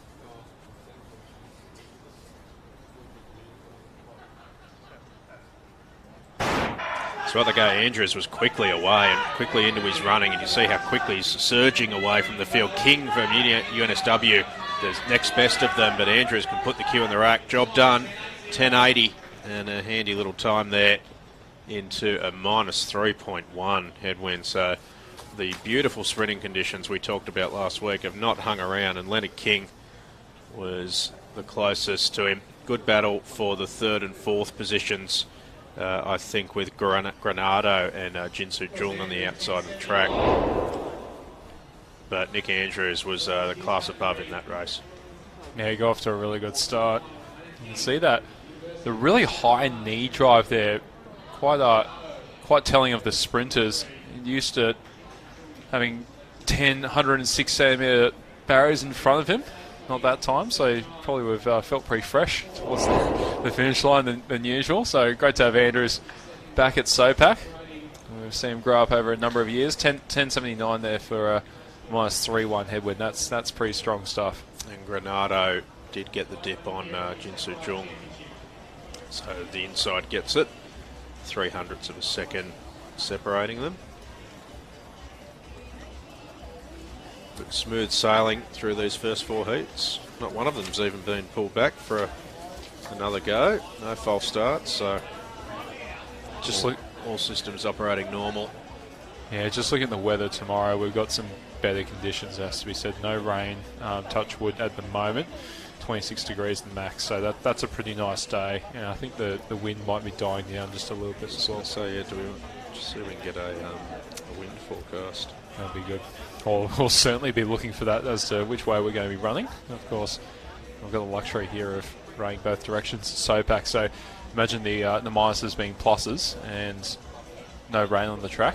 We'd be getting some pretty similar conditions as to what we got juniors last week, which will be excellent tomorrow for the semis and the finals. Heat 5 now on the track, and another one of those Campbelltown stars in this one, Jackson Rowe. He's been superb, particularly over the 200 metres so far this season. Ran 26.9, I think it was, here at the Trelaw Shield final in December. I remember being on the finish line of that race and barely believing the time as he crossed the line. He's particularly happy about that one. He goes in 3 as one of the favourites here to take out the heat from Campbelltown. We'll go through the full field. Amanat Charman of the University of New South Wales, he goes in 2. Then Rowe goes in 3. Jonty Faulkner of Illawarra Blue Stars in 4. David Mould of the University of New South Wales in 5. James Cotis of Sydney Uni in 6. Tom Galvin of Sydney University in 7. Lachlan McLean of Hills Districts in 8. Clinton McEwen of UTS Norths in 9. Alexander Sherlock of Epping in 10. And Aaron Palmer of St George in 11. So Rowe's probably the one to look for here. Alexander Sherlock has been going well for Epping as well. So just the conditions for tomorrow, it's projected to be a southeasterly easterly in the morning, which would be a shocker headwind. That's what we've got now, but a nor'easter in the evening when the semis and the final will be run. You really want a northerly and nor'westerly here at SOPAC, so that would be, if that nor'easter does materialise, it'll effectively be a crosswind and maybe a very slight tail. So hopefully the conditions hold up as we just get a bit more rain here at SOPAC as well.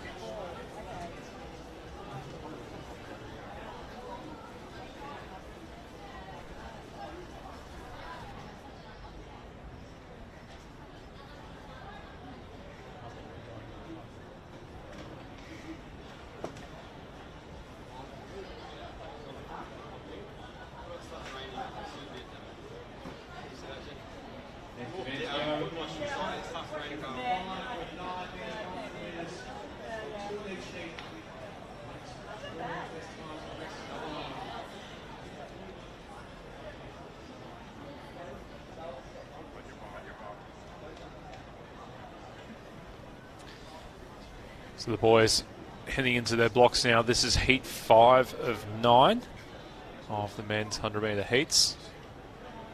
It looks like we don't have James Cotis with us, so vacant lane 6 for this one. Top 2 automatically through to tomorrow's semi-finals. So away pretty cleanly, and Jackson Rowe is off to a flyer. Try and go with him at the moment. Aaron Palmer and Alexander Sherlock having a good battle on the outside. It's going to be really close between those two. Sherlock's just getting the step. Rowe gets in easily in 10.97 unofficially, and Sherlock was made to work for it from Aaron Palmer, but he will be the second auto qualifier. no issues at all for Jackson Rowe. You can see the rain, Matt, just starting to tip down now on the boys. It's pretty showery up there. Yeah, it's not heavy though. It is showery and it's going to be around for a little bit if you look at the radar, but it's not projected to be heavy rain. So the Campbelltown athlete, Jackson Rowe, on the inside of the track, and then good little battle for the second spot, which is taken out by Sherlock over Palmer.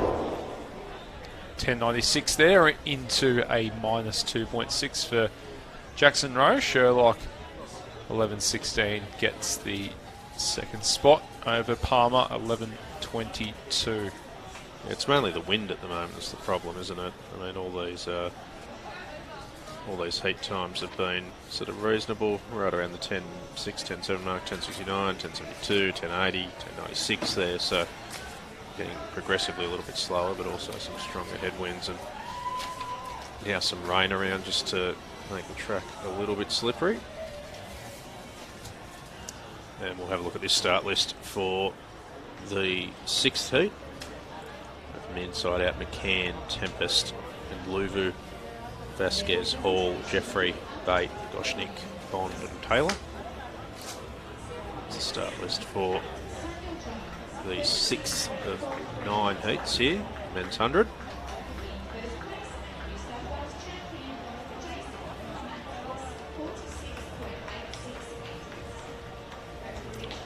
Just some medal presentations going on in the stadium here as well. Not sure about that light rain, Matt. It's pretty moderate at the moment. I don't think it's heavy. I think there's a bit of it, but I don't think it's heavy, at least if you believe the radar. Yeah. So we're still very much in the white. It's interesting, isn't it? Like it looks heavier than that. Maybe it's just I think it gets lighting. picked up by the floodlights. Yeah. That's what accentuates it.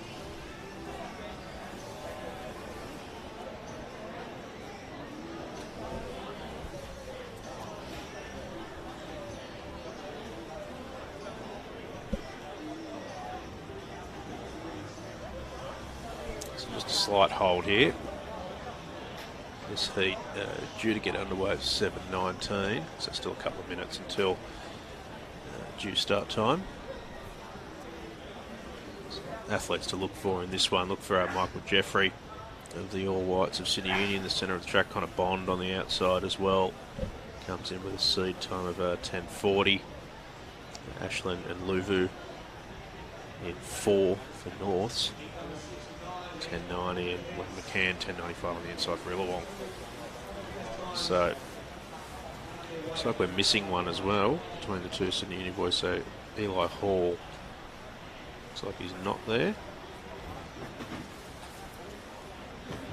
but otherwise a full field here. It is a little bit heavier. I don't care what the radar says. No, it's getting picked up by the floodlights, but it is a little heavier.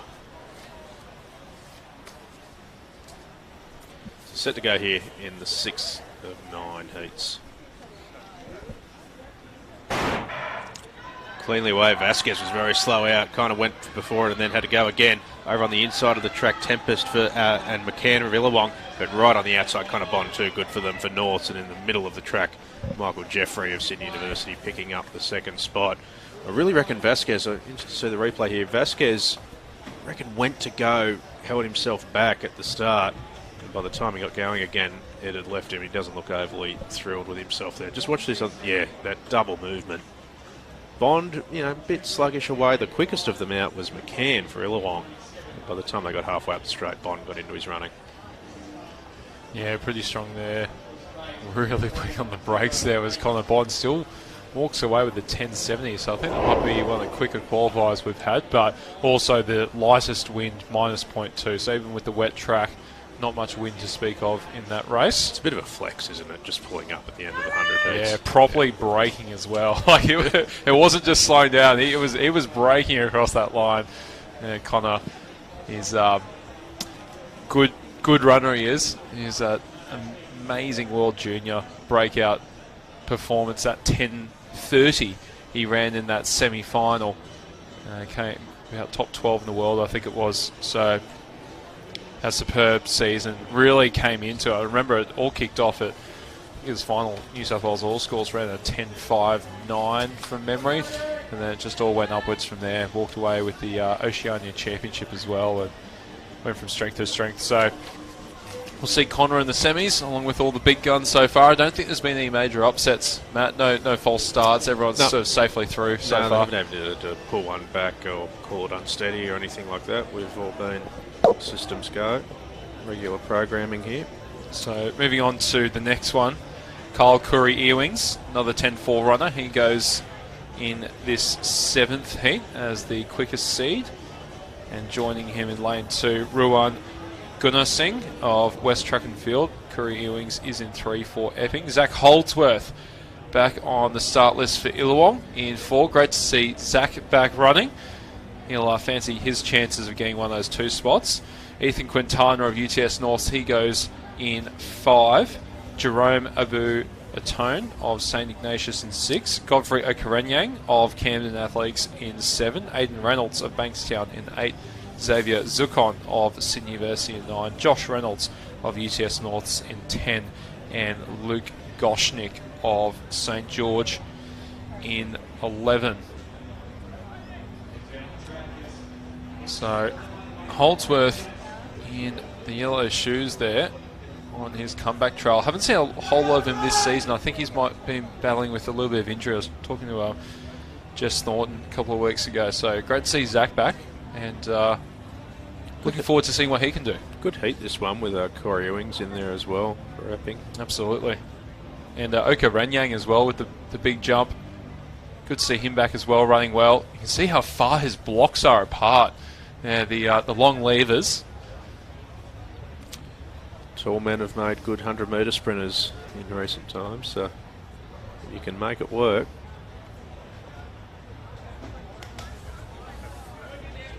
Away cleanly.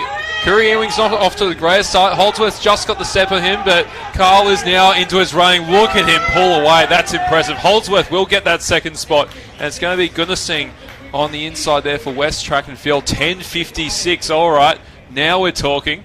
Minus 0.9, so Curry Ewings is by far the quickest qualifier, and that was after a pretty ordinary start. He was behind Holdsworth here, but look at him from about 30 metres.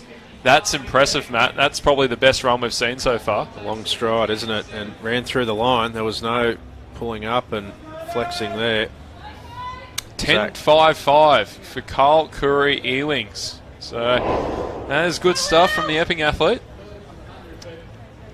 Gunashi on the inside for West was third over the line, so he'll be pretty well placed to one of those next 12 fastest qualifying spots into the semi-finals.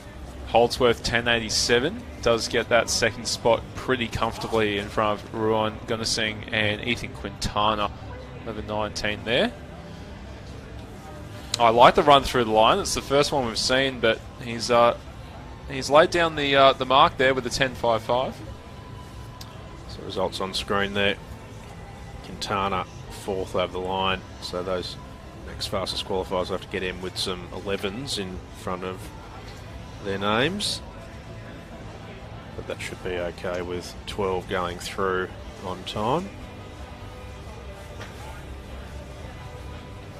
Just being called back ahead of this next heat. Have a look at the start list once it comes up. But 2 to go, up to heat number 8, and from the inside out in this one, Hasler, Fan, Aode, Abdon, Tucker, McIntosh, Myant, Mizzy, O'Neill and Kay. A huge firepower in this one. The quickest seed time, Joseph Aode of Campbelltown, the 10.41, and Mitchell O'Neill, the 10.51 for Athletics Wollongong. So some solid performers in here. And then just looking ahead to the final heat as well. Tom Agnew in that, visitors from the nation's capital, with a 10.45 seed time, and Chris Jordis from Western Australia with a 10.44. So, as is often the case, some good interstate representation at the New South Wales champs. Yeah, AOD set that PB in I think it actually might be the PBRS season's best. I know it is a personal best. That was set at the ACT Championships. Came second to, I think, Josh Azzopardi in that race. So absolutely no shame in coming second to that name. And he's been in good form this season. 10.46 he ran at the Aurora Track Challenge that we've been behind Dudu Kamara and a couple of others. And a silver medal at the Junior Championships on the weekend. So he's in pretty good form. Mitch O'Neill has been going nicely for Athletics Wollongong as well. One of the local meets down there at the Cameron McCann Athletics Centre. And performed quite well at the Country Championships as well in Dubbo about 6 weeks ago. So certainly the two to look for in this 8th heat. Cody Hasler's also been going nicely for Camden Athletics. I think he might have picked up the double in the under 18 age group. He's a couple of years older than Hasler, so he's a 10.71 athlete. As the boys just making their way to the start line. I actually can't see AEDT there, Matt. Might be a couple of non-stars actually. The rain tends to scare off sprinters a bit, doesn't it? Sure, that wasn't it. So no AOD and no... yeah, AOD. We've got the rest there, yeah. Yeah, so Camden's Cody Hasler, first on the list. And lane 1 is vacant. Well, that opens up the field a little bit now for that second spot. Doesn't it? Yeah.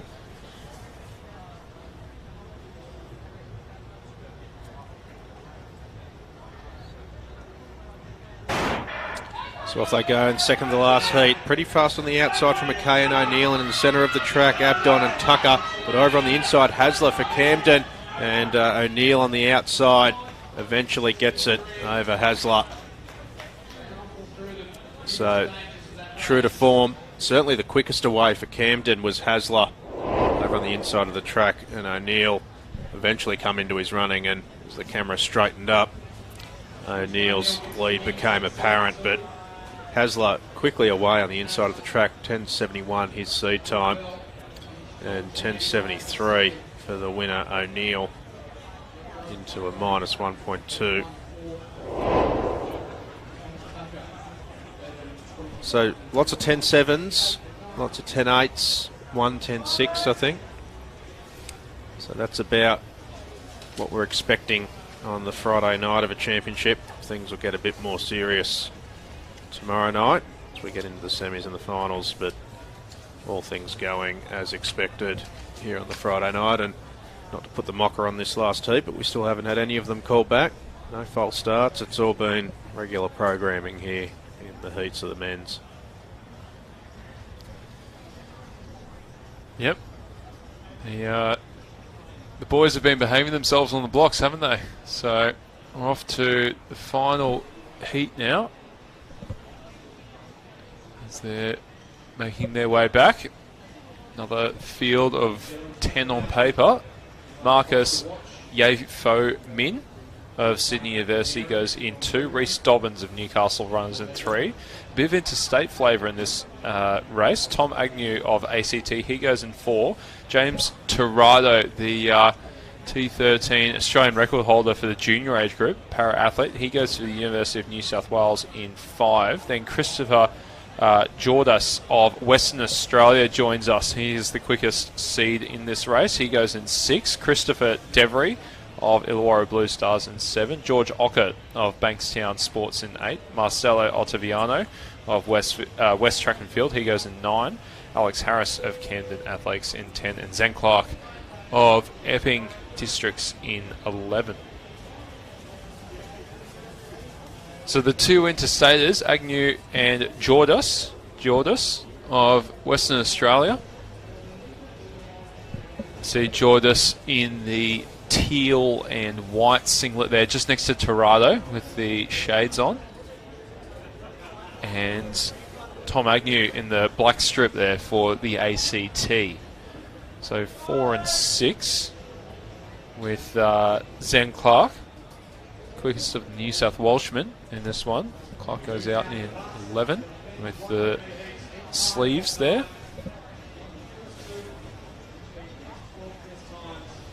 And the rain just easing here at Sopak. So still a very wet track. You can see the light bouncing off the just in front of the blocks there as the boys are going to settle in. This is the last of the heats here for the men's 100.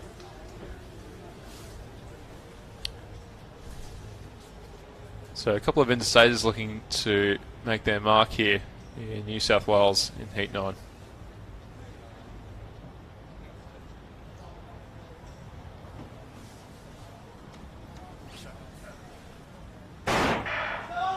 Yeah, no, a little bit of movement, wasn't it? We put the mocker on them, didn't we? So, look, for my money, I think the Western Australian Christopher Jordis, and when we comment on this, we're just commenting as commentators, so don't take anything we say as remotely official. Sometimes we get criticised for that, but just how we see it. Thought maybe on the inside, actually. We just missed it there on the replay as well. I thought maybe sort of like Dobbins and Agnew a little bit from the Newcastle. I think it was just a head bob from Dobbins. Just taking it through the frame there. Yeah. No, so, you're right. There's a bit of movement, wasn't it? So it's just well, I shouldn't say unsteadiness because we don't know, but it does look like they are still good to there, go. isn't he? So, yeah. So just the head bob for Dobbins. Yeah, he's well still picked in. up. Happens a lot where the guy that actually goes early is instigated by someone inside or outside him. Well picked up. See if we can get them away a second time. Final heat, the men's 100.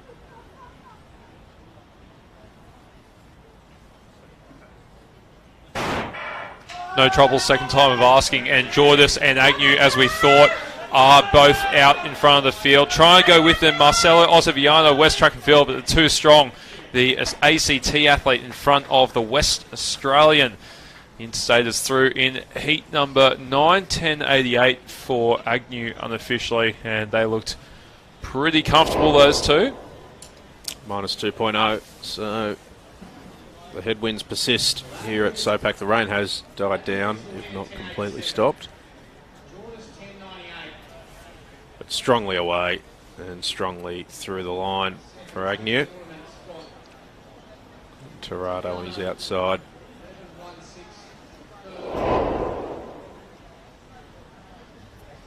Yeah, so Agnew and Jordis there. Jordis. WA. Try and pick up that Track Stars, possibly. Trackstar Club. So it's a nice singlet. Very similar to the Epping singlet, actually. See Clark just in front of the screen there. So that'll do it for the hundreds.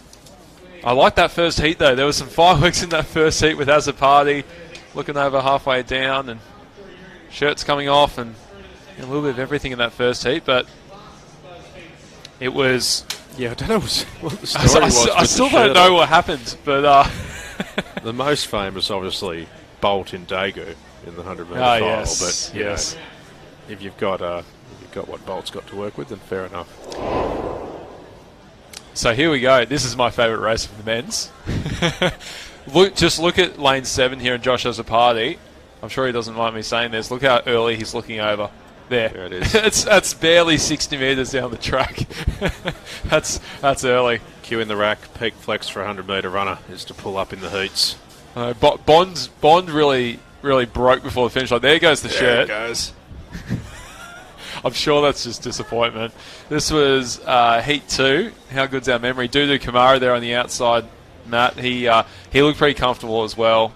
These are all the big guns, though. As a party, Dudu Kamara, these guys are, they're 10.25, 10.26 guys, so you expect them to be literally walking through the finish line of these heats. Yeah, absolutely.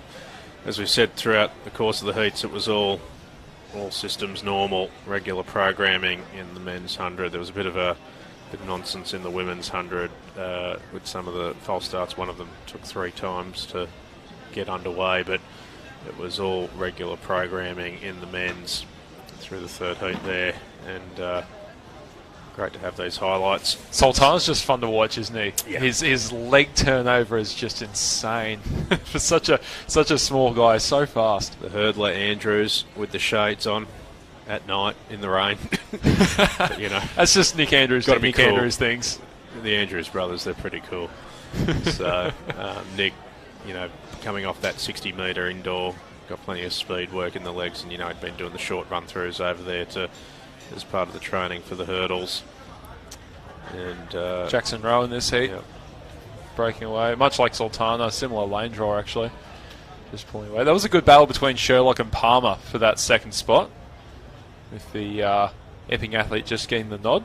This is great watching all the races. This is like KO Mini, isn't it? Yeah, we've been calling for that from you for a while, mate. Come on, give us some KO Mini. Connor Bond in this Connor one. Bond, yeah. Yeah. Clutch Mini. Yeah, no, I like that. That's we're gonna have to bring those in on the channel. That was the break before the finish line. Another one of the alpha moves there from Bond. I reckon there's a market for it in athletics too, given the length of some of the days. This was the best run for me. Carl Curry Earwings. Great to see Holdsworth back in it, but look at this from 40 metres. Love to watch him run through the line too. Holdsworth, he did look a bit underdone, didn't he? I know he's coming back, Yeah. but you could tell. Yeah, it's just good to get him through to the semis so he has another crack. Like that was just one to shake out the cobwebs. He's through safely. And it's still early, right? You know, it's the first weekend of March. The business end of this domestic season, with all the love in the world to the state championships, is in about a month's time, and then they'll all get over to Europe and chase quick times over there. O'Neill and Hasler there. Good battle on the inside outside. So still plenty of time for Zach. And this was the interstaters last race, Agnew and Jordis. It's a good race between those two. Cleanly away from the rest of the New South Wales boys in that one. So next on the program is the 400s at 7:48. So we'll just have a bit of a look around the field and pick up some field action the next 10 minutes or so. And I think we've got... I think we might try and pick up the women's as well just a little bit earlier. I think we're just sifting through our replays and I'll have a look at those 6 races. Then, yeah, I think we'll cut to the field. It doesn't look like there's a little bit of discus going on. I think the women are in there now, so it'd be good to pick up the jump. I think our long jump is wrapping up. Wrapped up or wrapping up. Yep. So we'll just watch these replays of the 100 heats for the women's, and then we'll pick up some of the discus. That was Pickering in Heat 1 for Norths. He was particularly impressive from halfway down the runway. And Kelly McAndrew there on the inside. There was a lot of qualifiers from the women, though, wasn't there? I think it was 4 from each heat. So plenty of spots on the line. No reason to be doing anything silly. This was Inkster, wasn't it? Quirk. Quirk, pardon me. Quirk. Yeah, it's pretty stock standard stuff from Quirk. Very quickly out of the blocks. It'd be remarkable if we got 2 dead heats 2 years in a row. I suspect we'll be able to separate them tomorrow. And Kasia Priacek there, I think she was second in the run here. Yeah. Priacek in the middle, I think. The conditions were better for the ladies, weren't they? You can see the dry track before the rain came. Yeah. Misha Clark was solid enough there as well, and interstater. Tamara Houghton there of Queensland. She looked ominous in this race. She was very clearly away. Some pretty strong sprinting stock up in Queensland at the moment as well. They've got a couple of really good groups up there that are doing some fine work. We're going to see Bree Masters and Tori Lewis, just off the top of my head, next weekend. I'm not sure if Ella Connolly's coming Connolly down. is coming as well, yeah. That's a good pickup. Yeah, there's plenty of them coming down. I saw Liz Clay out there doing a session today, getting back into some form. So she's a Queenslander now, but she'll always be a New South Welsh woman at heart for us. Liz came up for Sydney University. All right, so is this competition? I think it's still warm-up. Still warm-up, yeah, the warm-up tops are still on for the ladies. Understandably so. I think it's be pretty fresh out there, I'd imagine. I can't imagine be in the mid to high 20s. Deceptive because it's we're in the the typically 10-degree commentary box at SOPAC. I reckon this time we've got the national qualifying mark out there, Matt. That's looking like around about 44 metres. I might just double check that. That's that yellow sector tape. So great work by the officials to give us a look at which lady's going to be throwing in Brisbane. Still 22 degrees out there, okay, Jimmy. So, no, you've just been fooled by 25 years after the Olympics. It's still 10 degrees in the commentary box at SOPAC. So anyone that's spent any time in competition admin in this building will know that you have two choices inside, 45 or 10. And it depends on which end of the room you're at. But humid, obviously, now with the rain as well. So 22 and 84% humidity. So that's going to be actually pretty sticky and pretty warm for the 1,500 guys and girls a little bit later on. Well, you know, I got bang on 44 metres. That sector tapes that. That is the national qualifying mark for the women. So I don't get it often in the track. Well known for your field expertise. I definitely don't get it often very much in the field, but I think I've been around for long enough that I should be getting some things right. Take it when you can get it. So you see some of the ladies just still warming up here, and we've got a really good field actually for this women's discus. This is not too dissimilar to what you find at a track classic around the circuit. I'll just quickly run through some of the names, but I know that Jade Lally of Great Britain is with us. I think Jade is based out of Queensland, I believe, and Taryn Golszewski, the national champion, multiple-time national champion, also of Queensland, is joining us. So two very, very good throwers. Just trying to bring up the entry lists now. So Jade Lally of Queensland. I'm pulling up the paperwork. Great Britain International, and Taryn Golszewski of Queensland. Ashlyn Blackstock and Chelsea Wayne have been toe-to-toe over the last few competitions. They have fabulous competition, actually. And there's a lot of good stuff happening out in Dubbo, actually, for the country championships, and that was another one.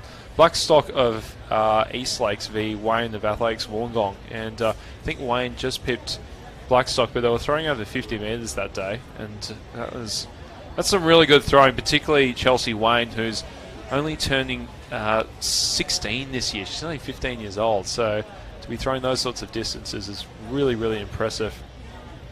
And Sally Shockery is the defending champion. She threw almost 50 metres to take out this title in last year, and she's going for Sutherland. So a nice spread of talent over there. A couple of generational gaps as well. Jade Lally and Taryn Golszewski, well-established open athletes, with Blackstock and Wayne, the new generation, coming through.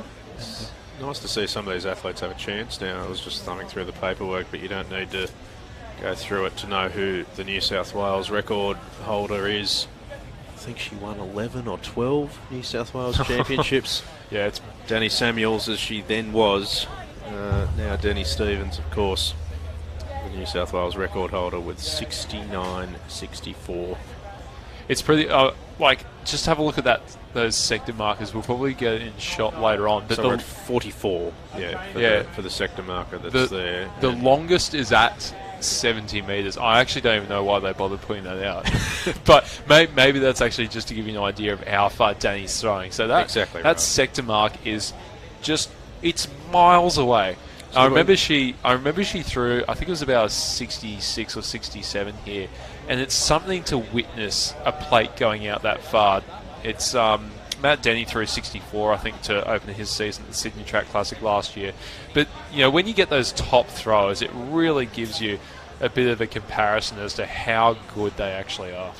Absolutely. I mean, so to win this championship last year, Sally Shockery of Sutherland, 49.52. About 20 metres shorter than Danny Stevens. 2009, she became the youngest world champion of all time in the women's discus, and went on to have a glittering career.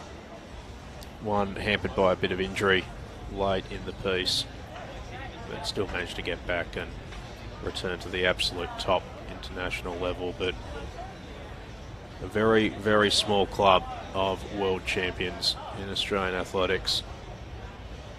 With all respect in the world, it's not like winning a world championship in the swimming. It's 150 odd countries represented in Oregon. Can't imagine we've got too many swimmers listening to the stream. Hopefully not. Well, yeah, I was saying it up in Bathurst. I was doing one of the press conferences with Seb, and there are two truly global sports in the world, and we're one of them. Football, the other, and that's not a subjective thing. That's objective.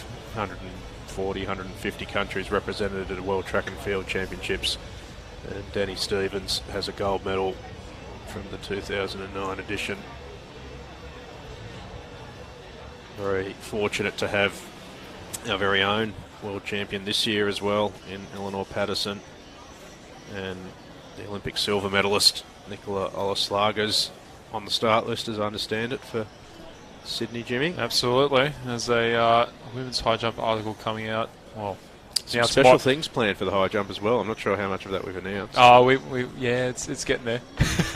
No, we can announce it now. I'm not allowed to talk about it. No, it's front facing now. So we are creating the we're calling it the Platinum Field access ticket. So we're going to have 30 tickets for the women's high jump, 30 tickets for the men's high jump, and I don't know exactly, but there's going to be 30 for either both or each of the genders for the javelin throw. So it's an amazing opportunity to see Nicola jump from essentially 2 metres away, the silver medalist, and so I think they're pretty close to being sold out. So I have told the high jumpers, so they've had a chance to get on and get some for friends and family. So if you do want to see Nicola from literally a couple of metres away, jump on and get your tickets. Open that more than 30. Andrew Matthews is going to get me in trouble. He runs the show around here. But if you can see where the marquee is there with the shot put, that's essentially where we're going to put them. So it's pretty cool opportunity.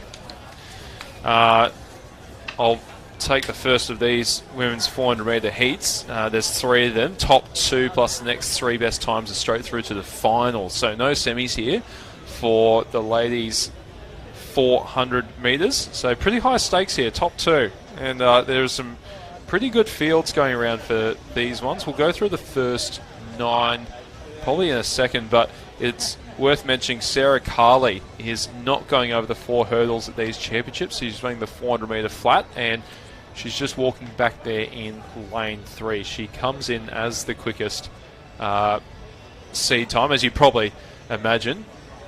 She is the Tokyo Olympian, of course, in the 4 hurdles, but so much speed between those 10 flights. She's going to be very, very hard to beat at these track and field championships, and it is great to see her with a good bout of fitness behind her, Sarah Carley. We're really looking forward to seeing what she can do over the 400 metre hurdles next weekend at the Sydney Track Classic as well. So many of these amazing athletes from New South Wales are going to be here next weekend. It's going to be a phenomenal competition.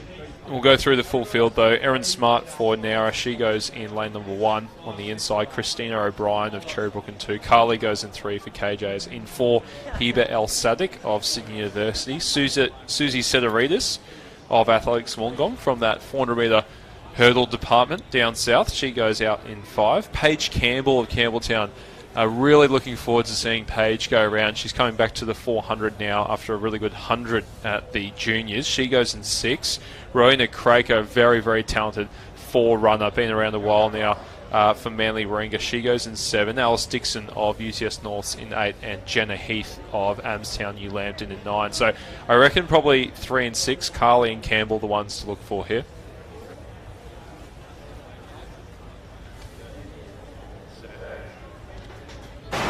So only 2 spots on the line here for the first of 3 heats of the women. Carly is out of the blocks very quickly. Sails past El Sadek's shoulder and going past Sedaridis' now. Paige Campbell matching it with Rowena Craker. Early stages right in the middle of the picture for Campbelltown.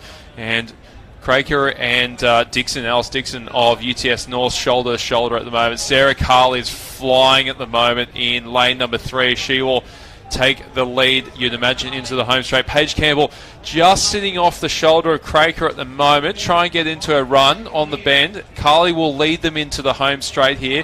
Campbell and Craker for that second spot. This will be a really good last 100 between those two. So Is Carly probably going to pull up fairly shortly, you'd imagine? Craker versus Campbell rages on. Craker does have the step. Campbell will have to work really hard here, but it's not going to be enough. Craker will take that second auto spot behind Sarah Carly. 53.73 for Sarah Carly on a very, very wet track is ominous, Matt. That's a quick time. Yeah, she ran through the line too. Clearly wanted to see where she was at.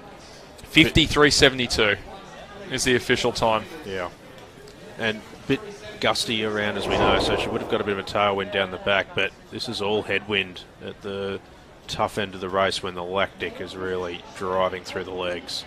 But look at her run through the line here, Carly. Yeah, she did, didn't she? That's actually surprising, so maybe she does want the two tough hitouts. Yeah, I think she wanted to know where she was at, right? So it's the only reason to run through on a Friday night if you're that well placed in the heat. Clearly wanted a time. So she's got one. 53.72 is a pretty handy one too, and a good sign of things for her to come this season, particularly over the sticks once she gets them back in the way. But all signs looking promising for Sarah Carly.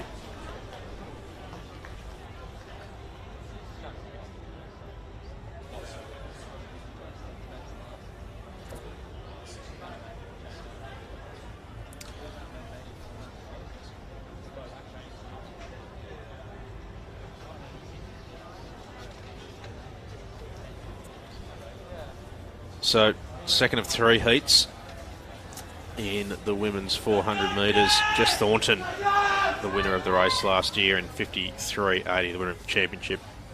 So even there, Sarah Carly already running a 53.73, which is 72 800ths quicker than the time to win this championship last year.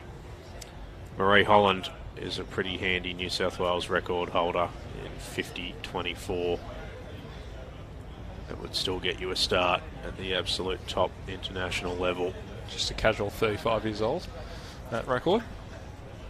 Yeah, back in September of 88. An early season record too. Love that. Fancy running records like that in September. That's not late Olympics, is it? 88. That would have been, LA was 84. Seoul 88. Yep. Yeah. I'll have to check that now. Could have been a late Olympics, yeah. Southern Hemisphere, so that'd be right, I think. Sydney started on the 15th of September, so that'd be right. Oh, bang. There you go. Yeah. 17th September to October.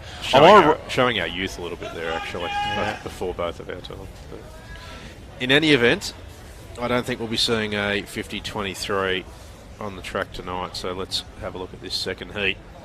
Ella Penman will go on the inside of Kate Warby, Sophie Wickham, Lara Woollett, Ali Bart in the centre of the track for Bankstown, Jasmine Guthrie, Helen Pretorius, Victor Hampshire and Jessica Karembez of Camden on the outside. And you can see the start list on the screen there, which that was the same start list I had. Oh, good. Thank you, mate. So the Discus was on screen there. Just making sure we've got the right heat here. So having a look at the athletes to look for here. Have a look for Penman on the inside of the track from Dubbo. As Jimmy mentioned, some good things happening out there at the moment. And Guthrie and Pretorius on the outside of the track in 6 and 7. Also two athletes to look for. Guthrie, the Sophie Wickham in the middle as well. Yeah. Guthrie, the World Junior rep. We're going to see her twin sister Izzy in the 4 hurdles. And, we've just seen the ladies introduced there for the Discus as well. You can see a big field out there. It's really good to see. About 15 or so, let's say, out there, the women's Discus.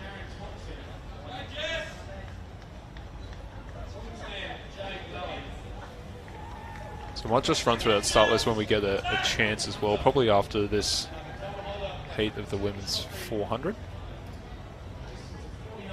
Yeah, so just holding here while the Discus field is introduced. I might go through it in that case. So we've got 16 on our start list. Jade Lally, the international from Great Britain residing in Queensland, is up there in position 1. Taryn Golszewski of Queensland in position 2. Ashlyn Blackstock of East Lakes in 3. Chelsea Wayne in 4. Sally Shockery, Charlize Goody, Amy Polakowski, Zoe Daniels, Kelly Hunter, Jessica Johnston, Karen Thompson, Bronte Hodgson, Amanda Barrendret, Maria Simoneau, Jill Taylor and Ashley Hogg.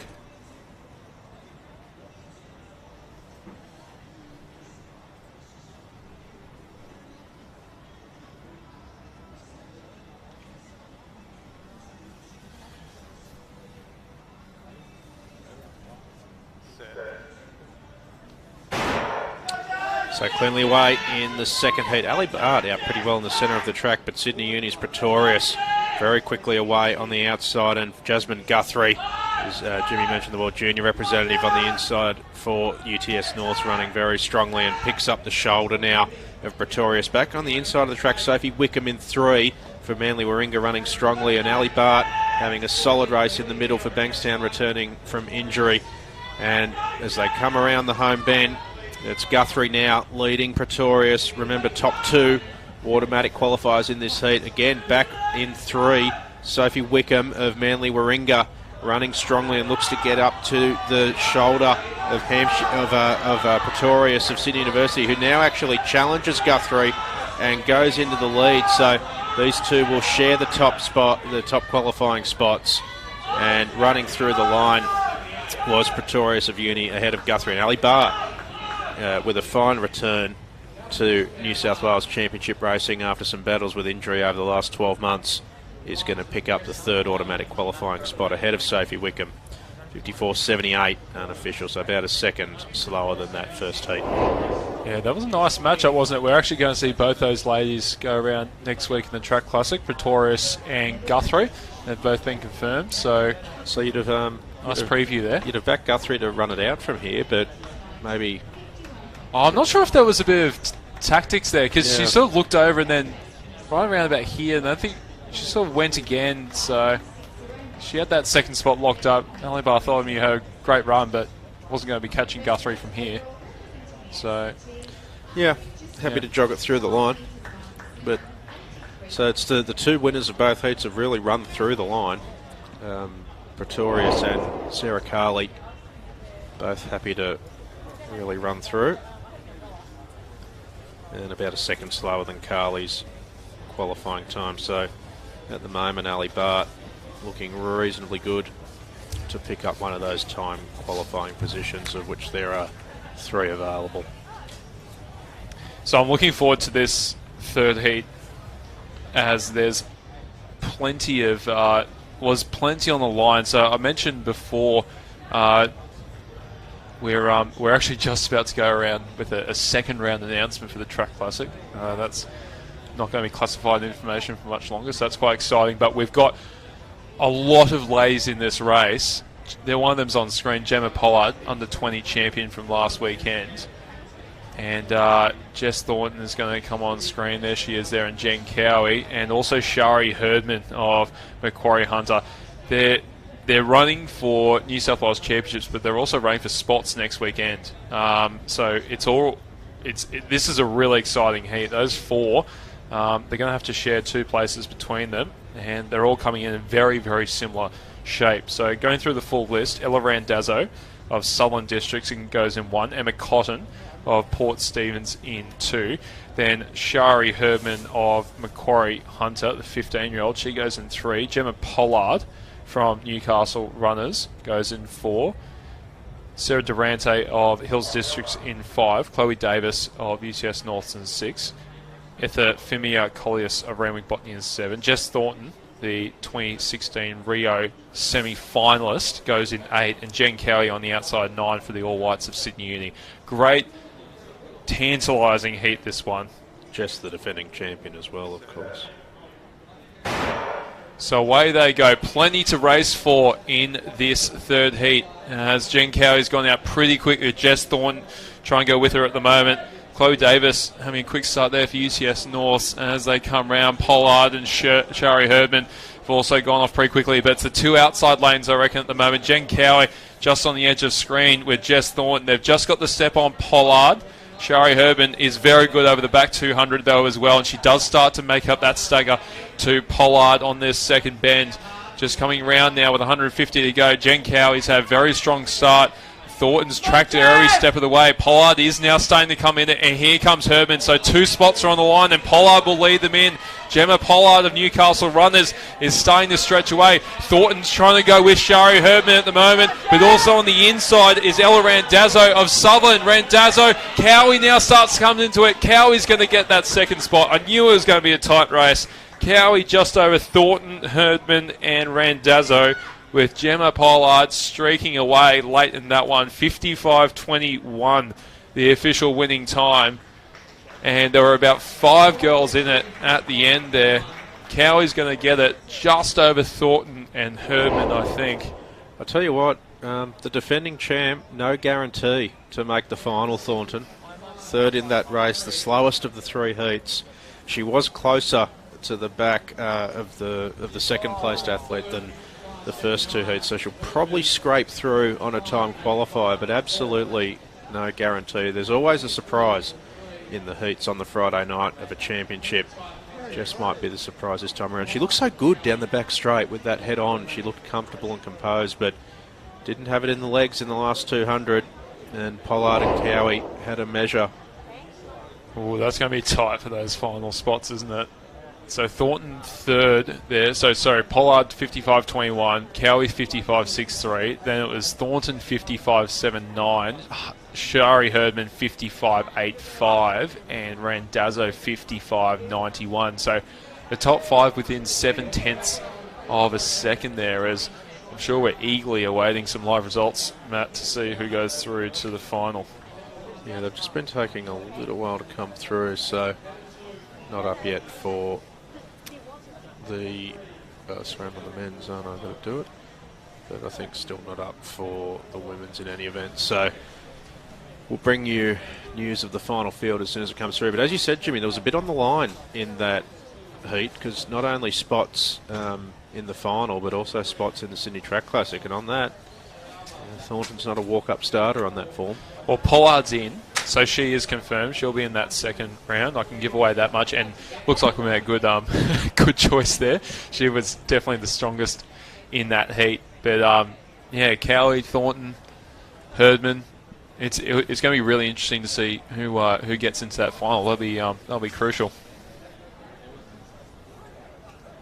But it's exciting, right? Like, we've got all the girls, challenge each other. We've got Thornton from a slightly older generation, with all due respect to Jess, and then you got the youngsters coming through, Pollard and Herman and Cowie, who's a four hurdler, very good over the flat as well, as we see Sarah Carley in the first heat. She's absolutely the one to beat. She was the best of them, wasn't she? And ran through the line, but ran through it convincingly. She won't have any trouble backing up. She does this at major championships. Craig and Campbell, though, had good runs behind her. I think they will be big shouts for 2 of those next 3 times, I think. This was Guthrie and Pretorius. They're going to be both racing next weekend, and they were both through to the final. Only Bartholomew had a good run behind them, but Pretorius the best of them in the last 50 metres for Sydney University. Or junior so rep. On this, you'd expect Jess to probably be okay, because there was a reasonable gap from Ali Bart. Oh, I don't know.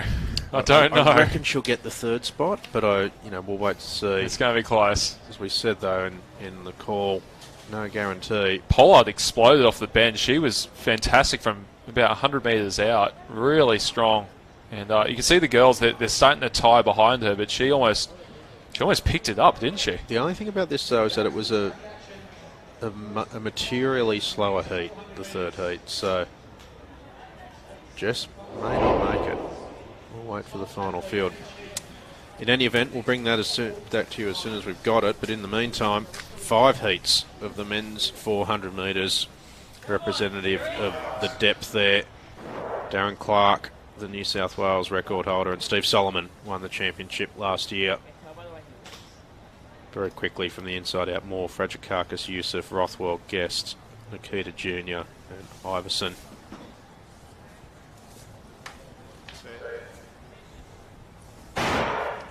So off they go in the first of 5 heats in the men's 400, and pretty quickly away on the outside, Nikita Jr. and Iverson. As we hone in on that, Nikita Jr. trying to pick up the stagger on Iverson on his outside. Then back in the middle of the track, just going well is Zachary Rothwell. And then over right on the inside is Frachikakis of Illawong. And he's starting to pick up the lead as they run through 200, but pretty evenly at the moment between Frachikakis, Nikita Jr. and Iverson. As they swing into the straight, Nikita Jr. starting to pull away from Iverson, but over on the inside, Frachikakis really coming into his running now as they go up the straight. Only the winner of each of these heats is guaranteed a spot in the final, so they'll be running through the line, and Frachikakis will get it ahead of Nikita Jr. Takes out the sole automatic qualifying spot in 47.27, and Nikita Jr. will have to shoot for one of the next 4 time qualifying positions in the final. Oh, good run by Frachikakis of Illawong. Pretty sure he took out one of the 400 metre A races, Albie Thomas, a couple of years ago, Matt. He did, yep. Very good runner, the Illawong athlete. Got himself some prize money that night. I remember chatting to him on the couch. Legs full of lactic, of course, a 400 runner. You haven't run a 400 if you don't have lactic.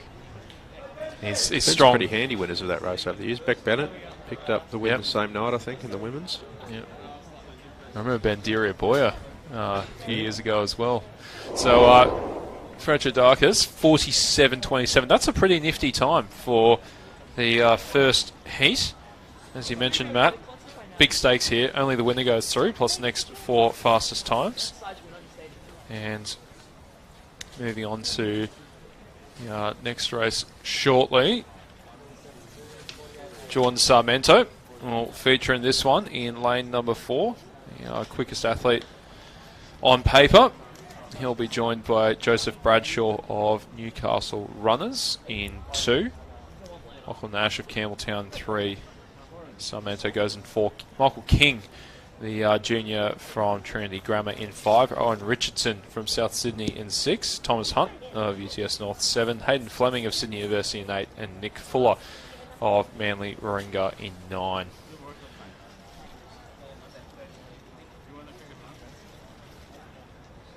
So Sarmento,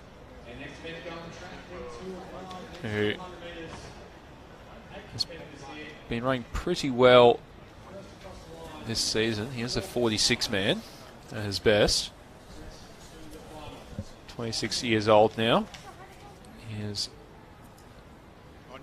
Jordan, and 46.92 he ran at ACT for 2nd in that race. So comes in this race with a bit of form. Tom Hunt of UTS North in 7. You can see in the red strip also running well this season.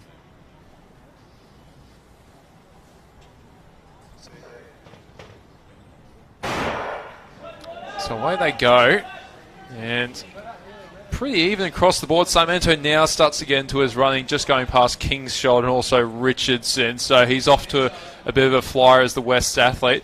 There's the battle on the outside with the grimacing Hayden Fleming and Tom Hunt try and match it with him right up shoulder to shoulder there. But Sarmento is looking determined as he hits the 200 metre mark and moving very nicely through this bend. He does go past Hunt, and he's going to have a bit of a gap as they come into the home straight.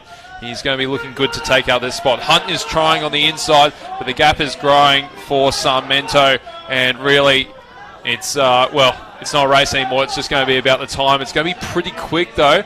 47.27 for Frachikakis. This will be a little bit slower. 47.53. Hunt gets the one of the next fastest times in that heat, and puts himself in a pretty good position to get one of the next 4. But yeah, pretty convincing there, Matt.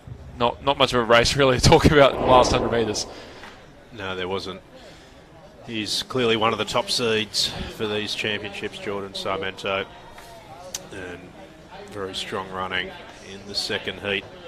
Nice run on the outside from Hunt, and he'll shoot for one of the four time qualifying positions, but only the one automatically going through. Good sign of the depth in 400 metre running. Gunn makes his return in this next heat. That's exciting. Gosford All-Stars man. part of that, or was part of that team with Ian Halpin, wasn't he? Before he, I think he injured himself just before they got on the plane. Yeah, had some trouble with his hamstrings, I think, Tyler, and worked with a lot of the absolute top sports medicine people to get back. I think the same physiotherapist that works on the Wallabies, as I understand it, gave him some help. Good to see him back running well. Yes, I think I saw on his Instagram, first time he's met state champs for a while, so really good to see him going round. And he'll feature in this one. He's one of the fastest seeds. So there's a start list for this third of 5 heats. From the inside, Moyer, Gardner, Mizzy, Gunn in the centre of the track in 5 for Gosford. Dewar, Williams, Bolch and Gillard visits us from the Sunshine State and draws the outside lane. Another strong field. There he is, the Queenslander. Bolch on his inside for Illawarra Blue Stars. Comes in with a pretty handy time, Gillard on the outside, 47.80. Just over half a second outside gun seed time in the centre of the track.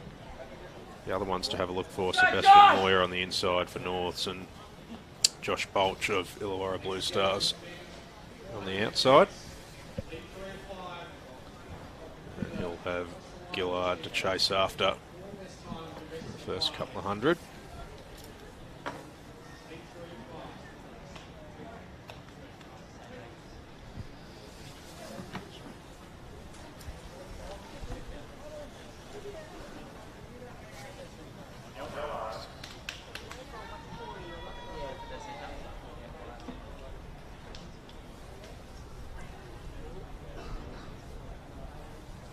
So into their blocks now for the third heat.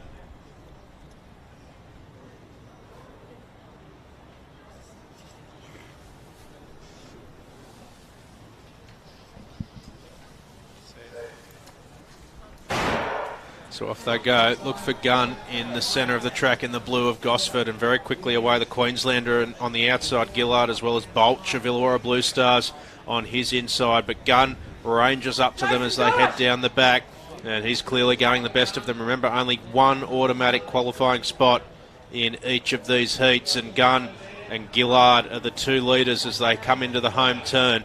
Gillard still holding his own on the outside, but Gunn now clearly into the lead of the race, and see if he's able to run out the last 100 and hold Gillard off, who's still got a commanding second position. Sebastian Moyer of North, the most likely to challenge Gillard for that second spot now, and it'll be tight for time qualifiers. Gillard lifting here, Gunn's faded, Gunn's gone, and Gillard is going to come home and take out the automatic spot. Tyler Gunn peaked on his run at about 350 metres and was an absolute shot duck by the time they hit the line.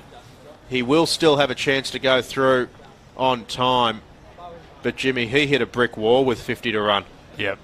Yeah, I think that's just not enough races, maybe. Just underdone a little bit. You mentioned it with Zach Holdsworth. You know, we were seeing a few of these guys come back and just not looking quite themselves. I know Gunn's been trying so hard in training to get himself right for these races, but it's right around here. Yeah, it's exactly 50 metres to go. Just lost it, and that's the thing. Another couple of races and a full season. I reckon that doesn't happen for the Central Coast man, but yeah, the Queenslander in the end, Gillard, it was pretty impressive from him. So unfortunate there for Tyler. We'll have to wait to see if he gets through on one of those next 4 fastest times. 47.85 for Gillard takes the win for Queensland. 48.95 for Tyler Gunn, and 49.19 for Sebastian Moyer of Norths. So 47.27, 47.53, 47.85. So all 3 heats in the 47s at the moment.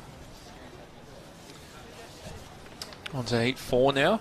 Just around the grounds, we've got the women's discus going on. That's a big competition. It'll be going for quite a while, so we'll pick that up after these 400 heats. Yeah, 2 races to go before we head over there. So another 8 starters there they are on screen. Jack Lynch of Sydney University in 2. Matt Crowe of UTS Norths in 3. Damon Strayer of Illawarra Blue Stars in 4. Abiatara Peter of Campbelltown 5. Maximus Konstantinov of Nepean in 6. Eli Hall of the University of New South Wales in 7. Jamie Smith of Illawong in 8. And James Kermond of Bankstown in 9.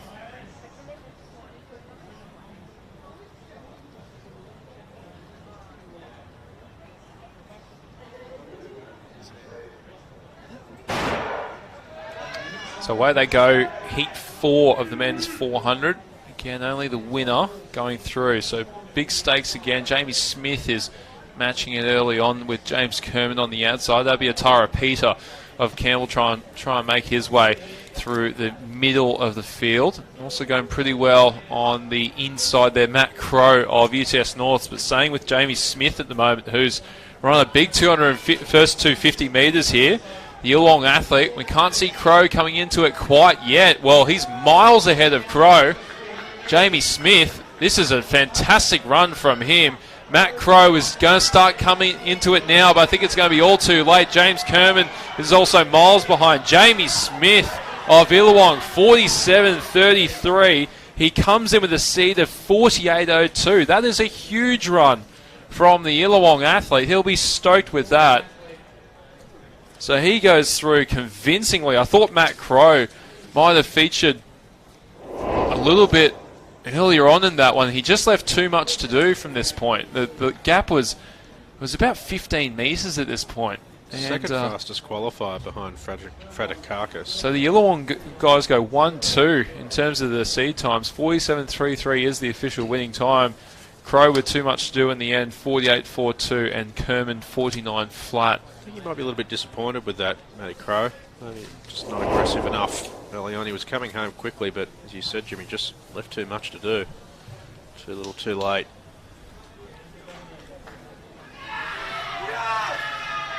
So one heat to go in this men's 400.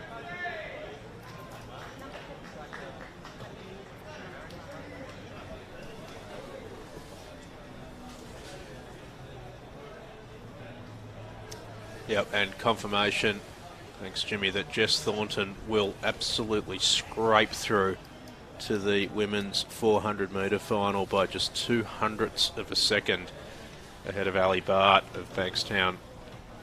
So very fortunate to make that final, Jess. Paige Campbell and Alice Dixon, the other non-auto qualifiers there. So we'll see how they go tomorrow night. She might come right overnight.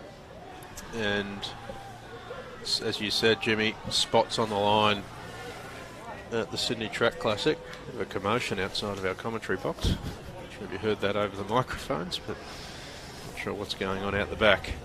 Bit of stadium atmosphere, I think. So this fifth and final heat of the men's 400 metre heats. Dewar, Chung Lu, Holmes, Ma, Carter, Yang, Gaffney and Sankey. And the two quickest seed times are Oliver Ma on the centre of the track for Queensland, 47.51, and Timothy Sankey on the outside of Sydney University, 47.41.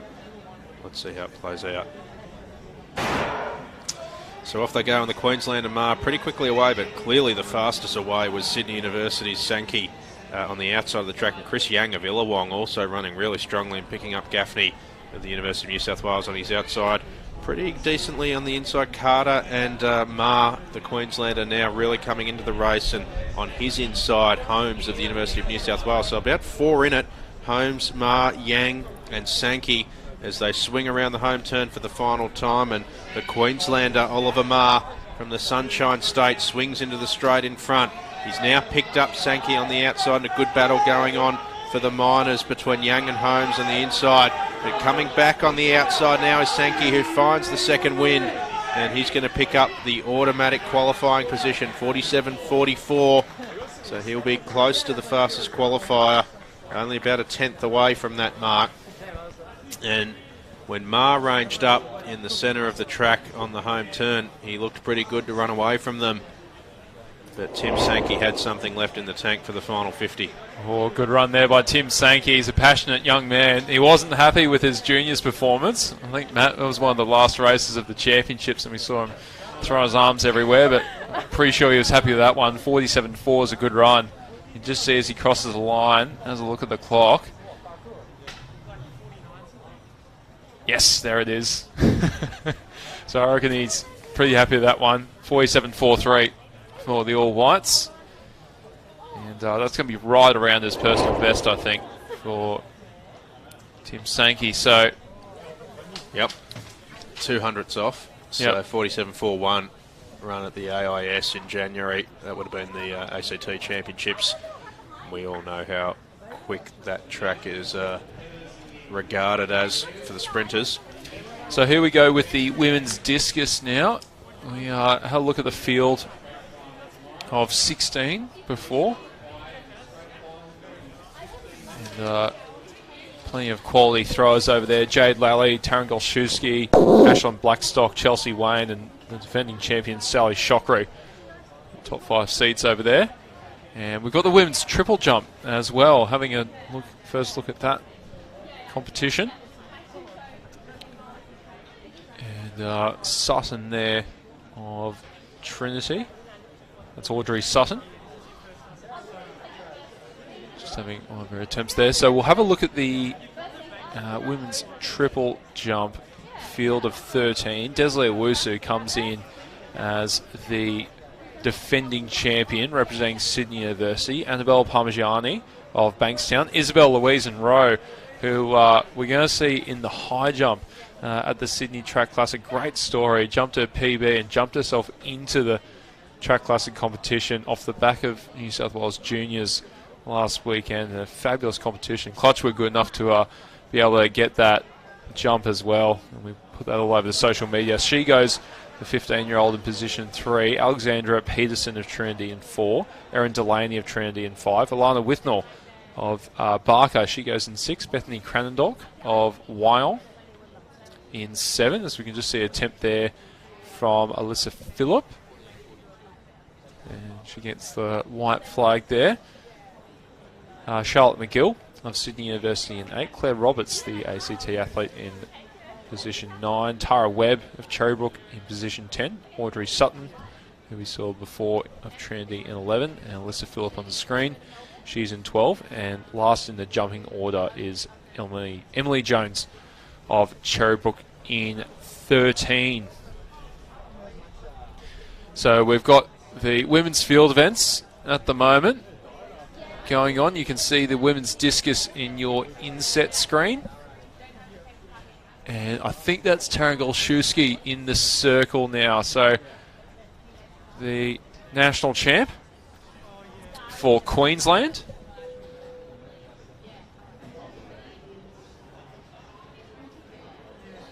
Big wind up there. Just having a look at where that one's going to.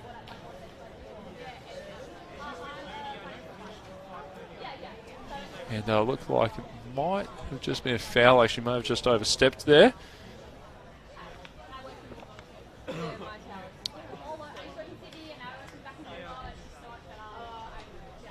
So just some news coming in as the women's 1500 metres is going to be a straight final tomorrow. So no heats of the women's 15, Matt. Yeah, a little bit disappointing. Some withdrawals, presumably some of the rain. Not sure why, but I think we're down to 16 in that field, so they'll be running to straight final on Saturday night. A little bit disappointing, if I'm being totally honest. The middle distance has generally had pretty good fields throughout this summer, especially at the milers meets. So I know there's often not appetite to run rounds, but you've got to do it at Nationals, so might as well have a go here. Is that Lani Whitnell down on the that is runway? Whitnell of, I think that's Barker.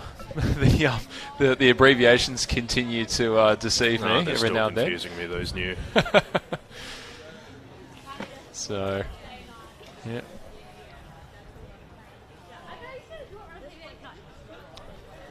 And so, yeah, just looking at the... Did you want to head? Yeah. What time are you guys on tomorrow? Just looking at some of the discus as well. Yeah, Golszewski, so she is the reigning national champion, actually. Just off the podium she was at the Commonwealth Games in the discus, came fourth in Birmingham, so she's right up there and one of the best throwers in the Commonwealth. That's a nice jump by Lani. One of the absolute happiest athletes I've ever seen, Lani Whitnell. There's that $1 million smile. Stalwart of Open Championships for years now. Great competitor, isn't she? Multidisciplinary athlete too. Sprints, jumps. I'm sure I've seen a throw as well.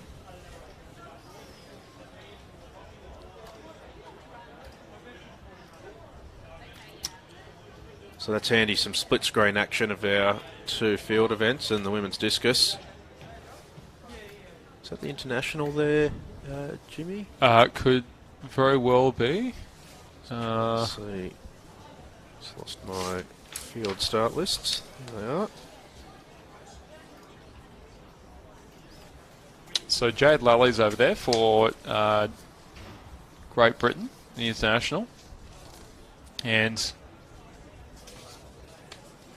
she resides in Queensland. I think she might be a training partner of Taryn as well. So we've got the women's triple happening as well. And that's one of the Cherrybrook athletes on the runway there. Should be Tara Webb, I think. Emily Jones will be after Emily. Lani. Yep. So that'll be Emily. Comes in with a seed mark of 882. So Jade was actually the silver medalist. So Taryn was fourth in that competition.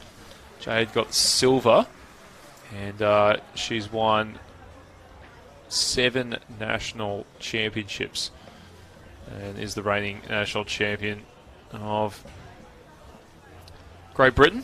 So some good throwers over there in the discus. No Danny Stevens, she's retired, but some big throwers still throwing at SOPAC as one of the Trinity athletes now on the runway. So I think this is Audrey Sutton. Yep. Pretty happy with that. Well, she sort of ran out of the... Yeah, you want to be careful with that, don't you? Got to run. I think it might be a foul. Go the long way. Pretty sure it's a foul. Didn't see much of a measurement. Louise and Rose on the runway next. Gosford athlete in the circle. Athletes. Kelly Hunter. So this will be the end of one of the rounds, actually. I reckon this will be the end of the second round, maybe. Can't see the board over there.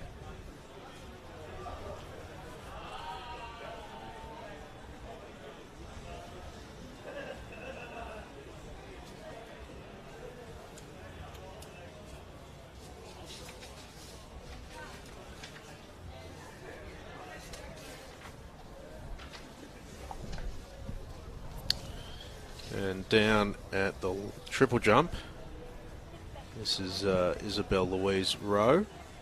Louisen Rowe, pardon me, of St George. Just giving her the big rap after juniors, Matt. We saw that 182 PB jump her way into the Track Classic next weekend. Great story. So back to Amanda Barringret in the discus cage. Nepean. It's a nice throw there. Barringret is a very good race walker, so the race walk and discus combination is not one you see very often. It's good to see Amanda in the circle.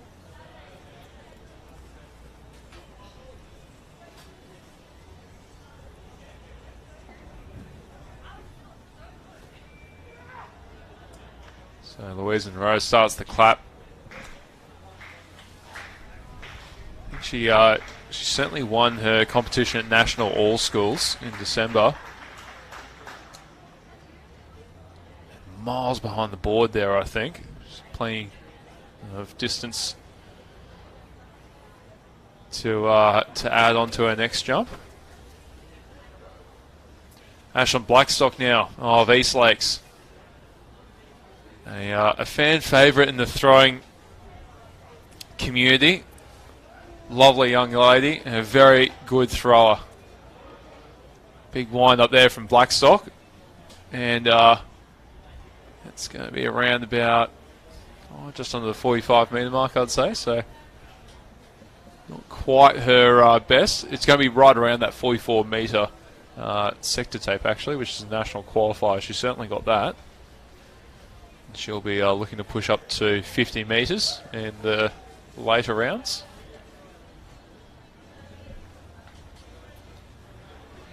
Wyong athlete on the runway. This is Bethany Cranendog of Wyong in the triple.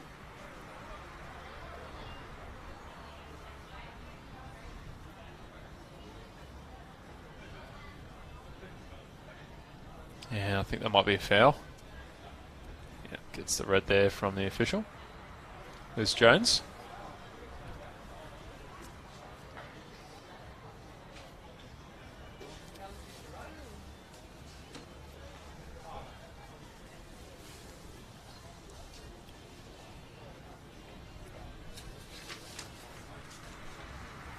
And Chelsea Wayne here for Athletics Wollongong just hits the side net. You can see that's just coming out on a on her angle there, so she'll look to improve on that in her next round. So there's not much more to go on the track, Matt. Actually, there's the para-ambulant wheelchair and para-ambulant 1500 metre races. Then we're on to the men, and the women will be racing as a straight final with 16 tomorrow.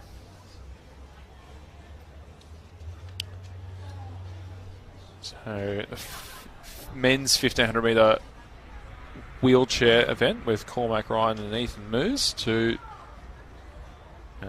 very much regulars in the open wheelchair events. They'll be going round in about 3 or 4 minutes time, and we'll move on to the combined men and women 1500 metre para-ambulant event at 8:42, and then we're on to the able-bodied gents at 8:49. So that will do it for the track program for tonight. Yeah, that'll round up the track program, and if you've tuned in looking for the women's 1500 heats, that'll be a straight final tomorrow night. But we'll stay with this field action as well. We'll get some picture-in-picture happening for the para-ambulant at the wheelchair 1500s. Oh, it's Jill Taylor in the circle. My old mate. Doing a good job hosting the National Masters next weekend. I was going to say, taking a break off planning the National Masters to compete here at Opens.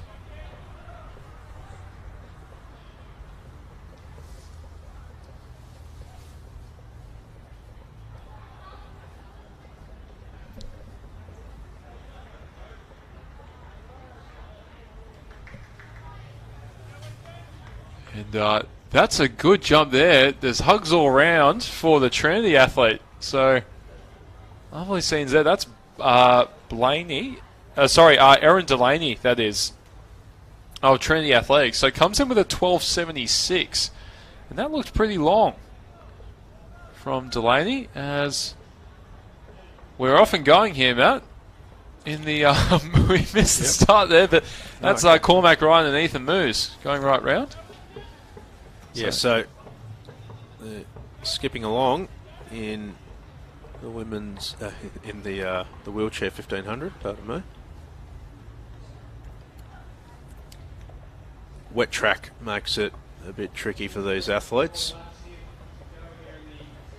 So through 400 there in about 67. So ticking along at the front.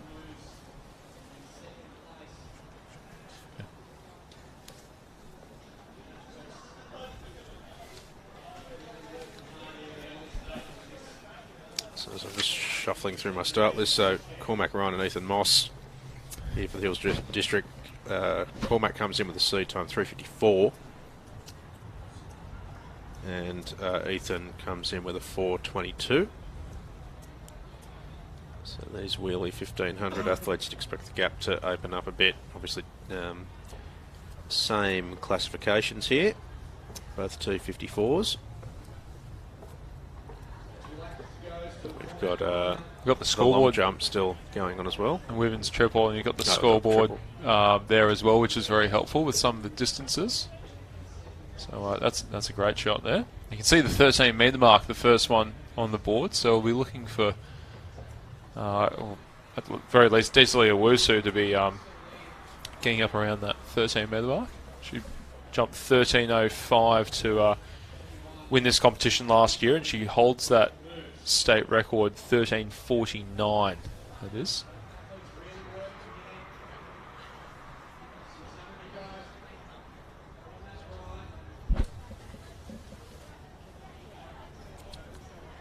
So Cormac Ryan leading the Wheelie 1500 race ahead of Ethan Moose, the Hills District. They've got 500 to roll.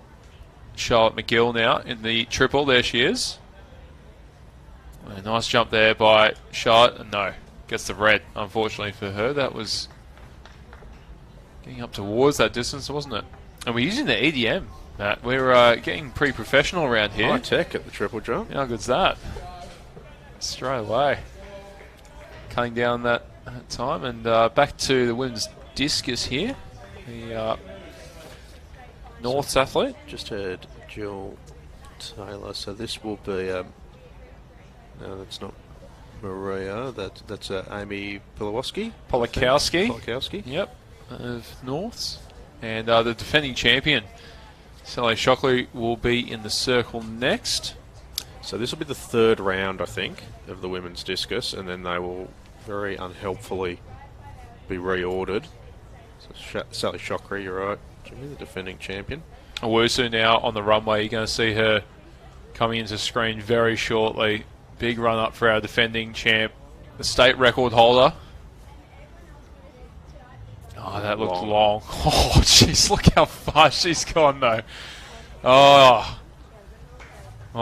it remains to be seen. Desley Wusu, that was exciting. But here we go. This is going to be the last 50 here for Cormac Ryan of Bankstown. So, well done to Cormac. A little bit outside seed time, but a good push there of 4:24, there or thereabouts. And not far behind him is Ethan Moose. And through the line in about 4:35. So nice rolling there for the men in the wheelchair 1500. And we might go back and see if we can pick up both of our field events again before the para-ambulant 1500 starts.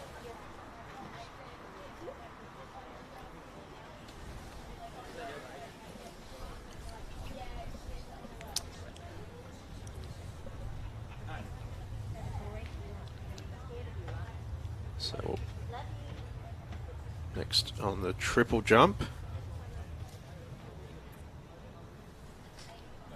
Sutton there, I think, of Trinity Athletics, Audrey Sutton. So we're back to the top of the order, aren't we? So that'll be the third round, I think. Yep. Yeah, and actually you can see that on the board, third round. So, oh, great job there by the scoreboard officials and volunteers. So I think we're in the third round of both of these field competitions, and then very unhelpfully for us, but good for the competition, they'll be reordered at the end of the third rounds in both competitions, and they'll rejig the order, which we won't have. And this is the Campbelltown athlete. Phillip, I think. Hang on. Wait. The Alyssa Phillip in the triple of Campbelltown. Position 7. Okay. We must have missed. I think I'm actually not sure what's going on with the order, and we may have called through that Trinity athlete incorrectly, so apologies about that. But this is definitely Phillip. Oh, it looked long, I reckon. It's looking like the white. Yes, it is. Okay, good. Tough from that angle behind. Okay, so Phillip, yep. So if Tara Webb's next, then we're definitely still in the third round. And then they'll get rejigged at the end of the third round of both into the order of their place, but that will immediately throw us out, unfortunately. Well, we'll do the best we can, as always.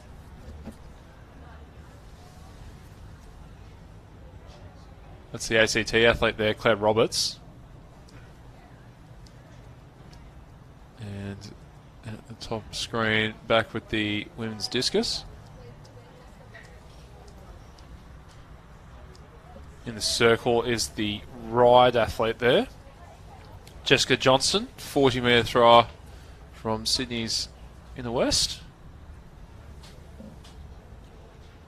And, well, it's bang on that 40-metre mark, I'd say. So getting close to her seed there. Nice throw from her as Roberts bounds down the runway off the 11-metre board. That was pretty good. She gets the white there, so that's a nice jump by Roberts. Curious if we can try and pick up the scoreboard from where we're sitting of that jump from the ACT athlete. You'll be our only hope on that one.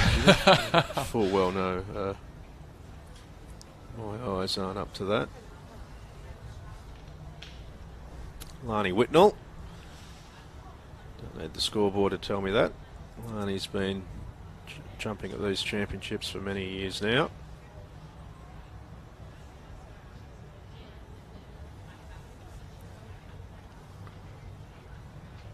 $11.52 there for Roberts, so pretty nice jumping. 11.98 is her best, so getting towards that 12-metre mark.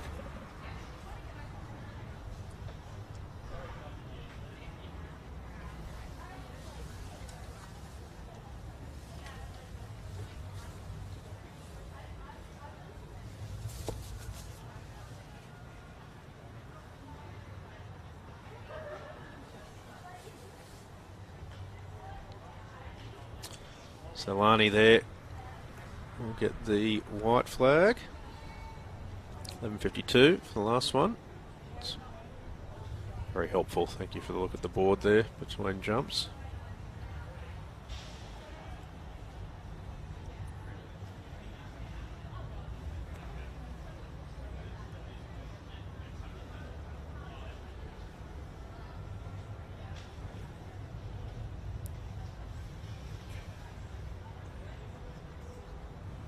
And 11.12 for Lani.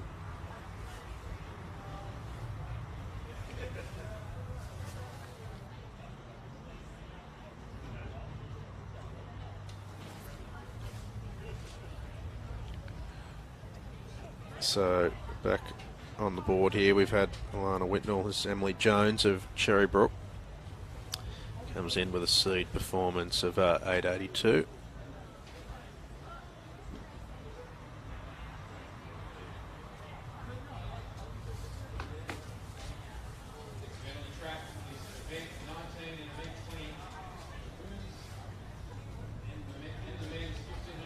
Jones looked fine on the runway, but just not able to make it off the pit off that long board. I think it's a 7-metre board they're jumping off. And this is the Gosford athlete, Kelly Hunter, in the discus circle. It's a bit to complete the third round of competition.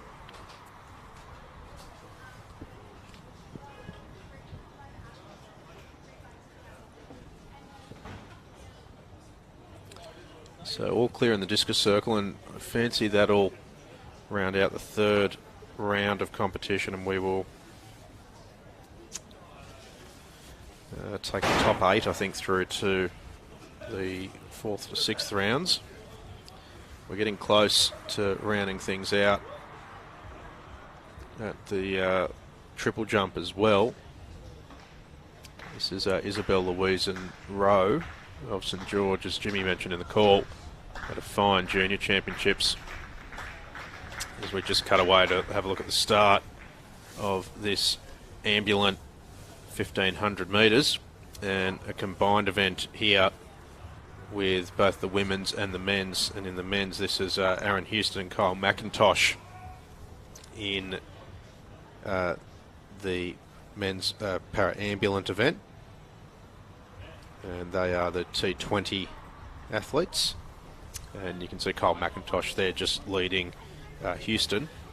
And then in the women's event, we have Courtney Webeck and Belinda Scott. And this is a combined race being run together. So the boys through the first 400 in about 66, which is a really good clip.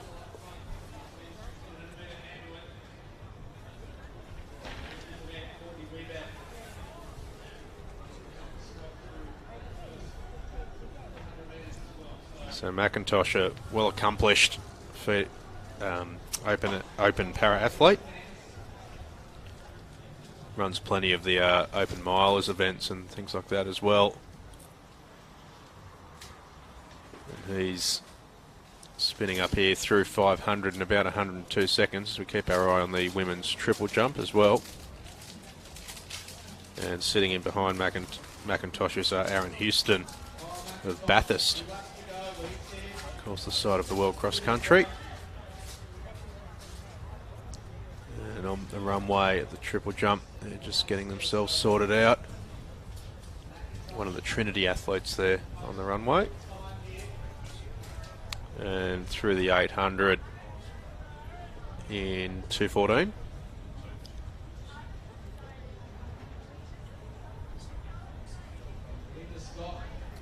So McIntosh standing to the back, and then this is the Trinity athlete on the runway at the triple, and unfortunately a foul there.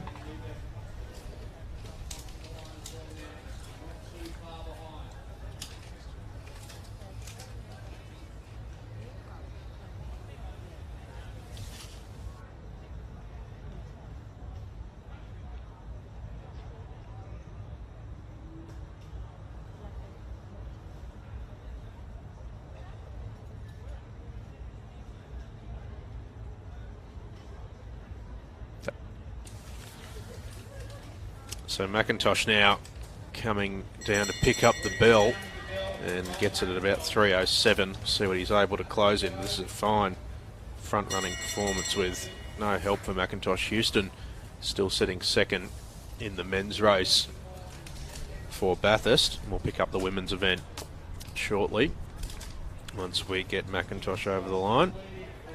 And there is actually Belinda Scott of Essex West on screen in the women's race, and Courtney Webbeck is the other athlete on the start list for the women's event.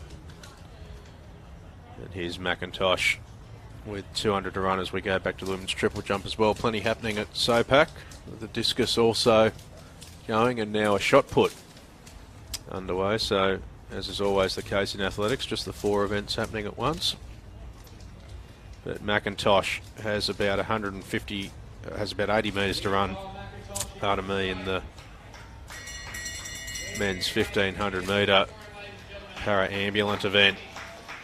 Went through in 3:07, so he's going to close quite quickly, sub 70 for the last lap, and runs 4:18 flat, so in 71 to take out the men's para-ambulant, and not far behind him Aaron Houston in about 4:25 or thereabouts to take out the men's events. And in the women's, we have Belinda Scott leading for Wests.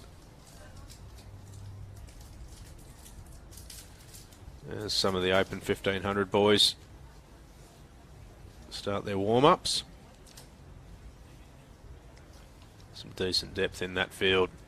About 25 athletes or so. Sub 4 minute contenders. So still the cone on the runway at the women's triple jump between attempts there. And Belinda Scott swinging into the home straight for Essex West. A well accomplished para-athlete.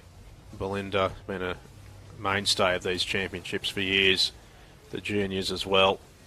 Came in with a seed time of 5:42, and that's on the cards here as we tick through 5:30. So Belinda with a strong run to come home. Sub 4 minute K pace, well under.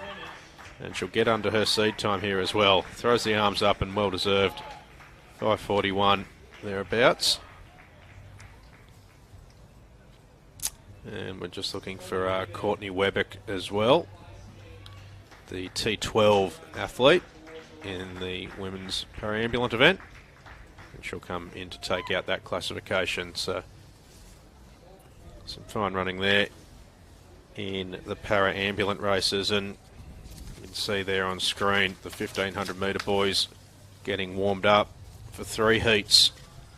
Only the top 3 in each are going to go through, and the next 3 best times to give us a field of 12 for the final tomorrow night. And some 25 odd athletes coming into this championship with seed times under the 4-minute mark. Just while they get themselves sorted out, we'll go back to the discus. Sally Shockery there, defending champion. Have a look at how she's going.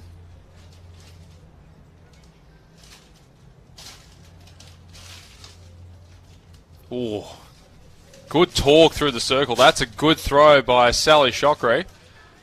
And it's not going to be miles away from the 50-metre mark. Well over the 44-metre national qualifying sector line there. Yeah, good 4 or 5 metres. That's going to be really close to the 50-metre mark, I say. So about 48, 49. You can see a really let rip on the attempts, as we've got Amy Polakowski back in the circle for UTS Norths.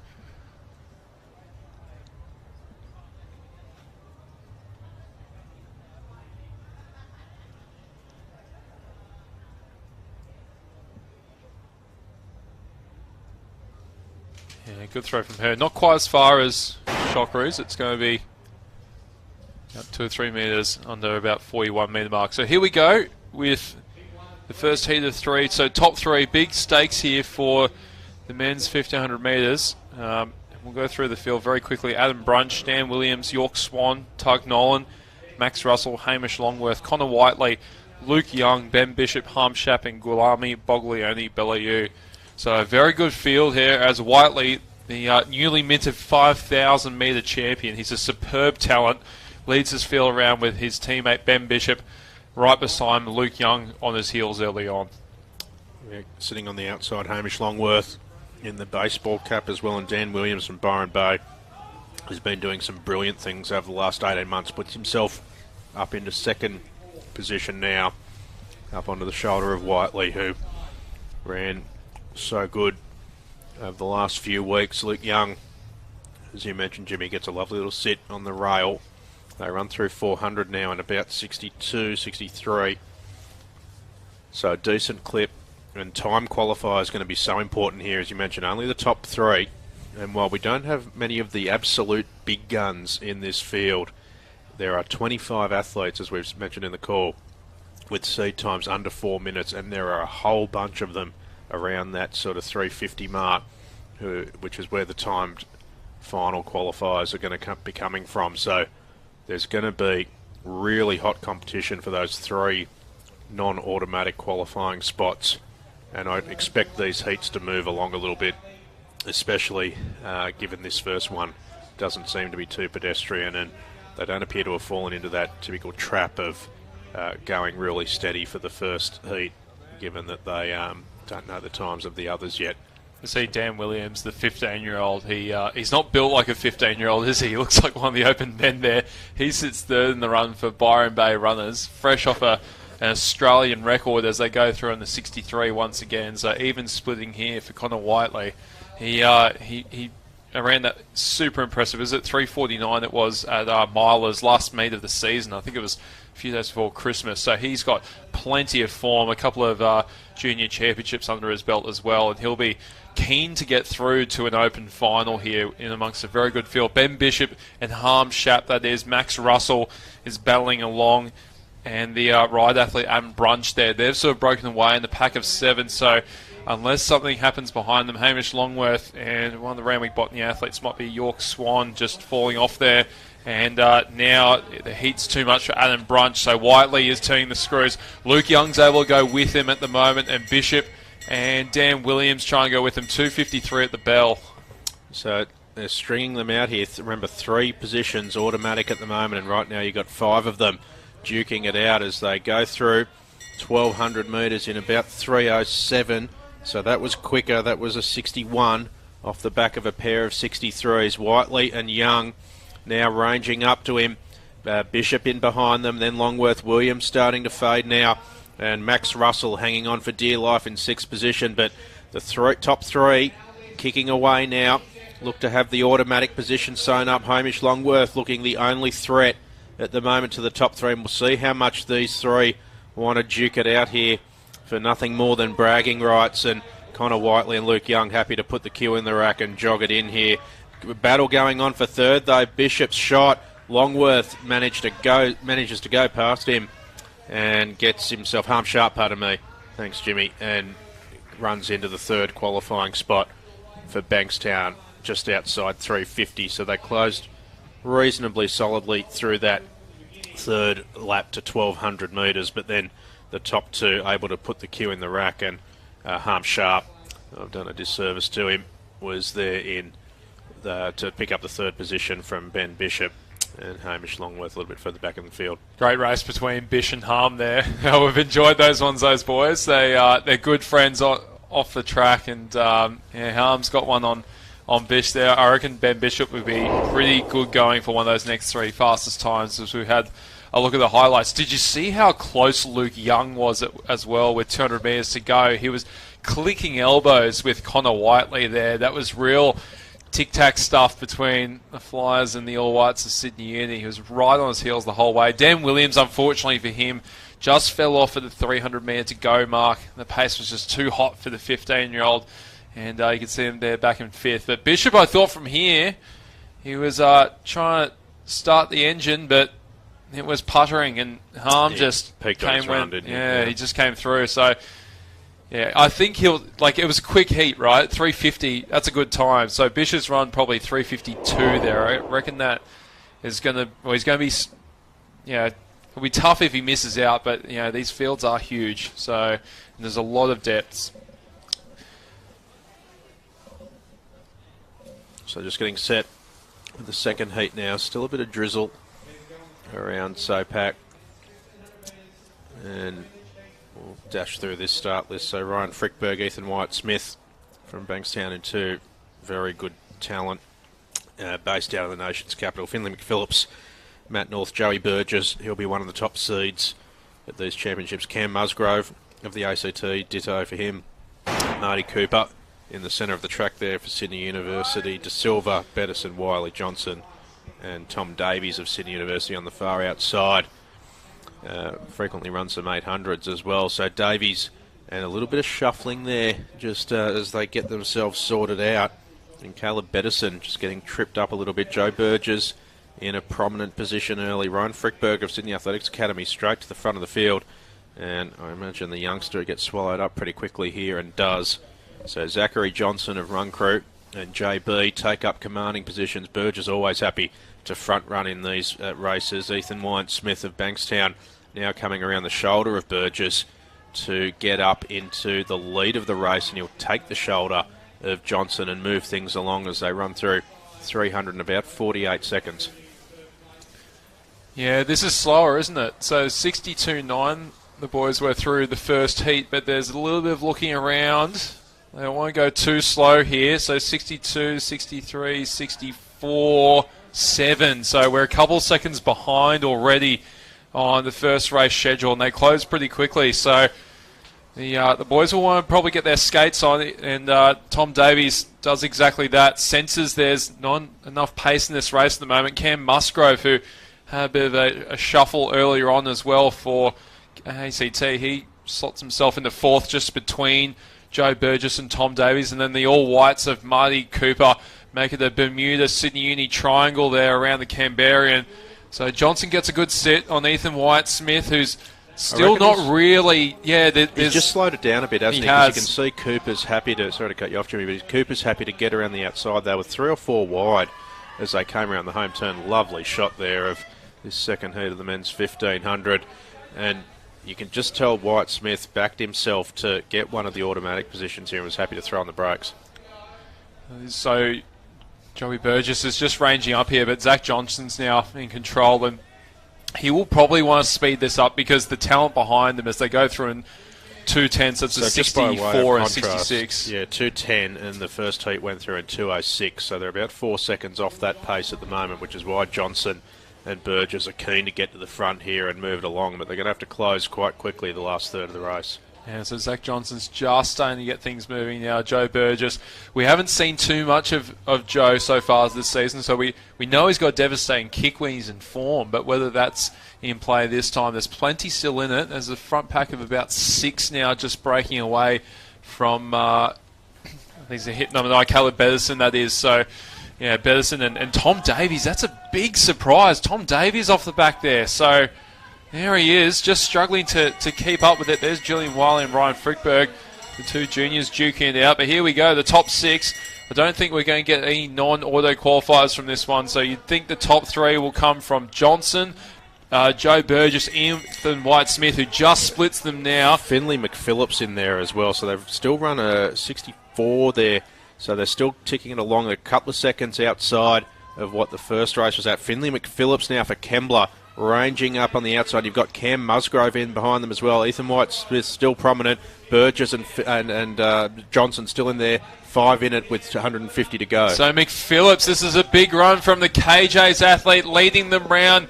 Here comes White-Smith back in it. Bayside Canberra running for Bankstown. He takes the lead, and it's the Cam Musgrove just going past the shoulder. McPhillips, did the KJ's athlete go too quickly, too early? I think he did. He's blowing up badly, unfortunately, for McPhillips. Burjo runs over the top of him. So does Johnson. Ethan White-Smith will take them through in 3:54. So that was brave by McPhillips. So unfortunately, came undone at the 11th hour.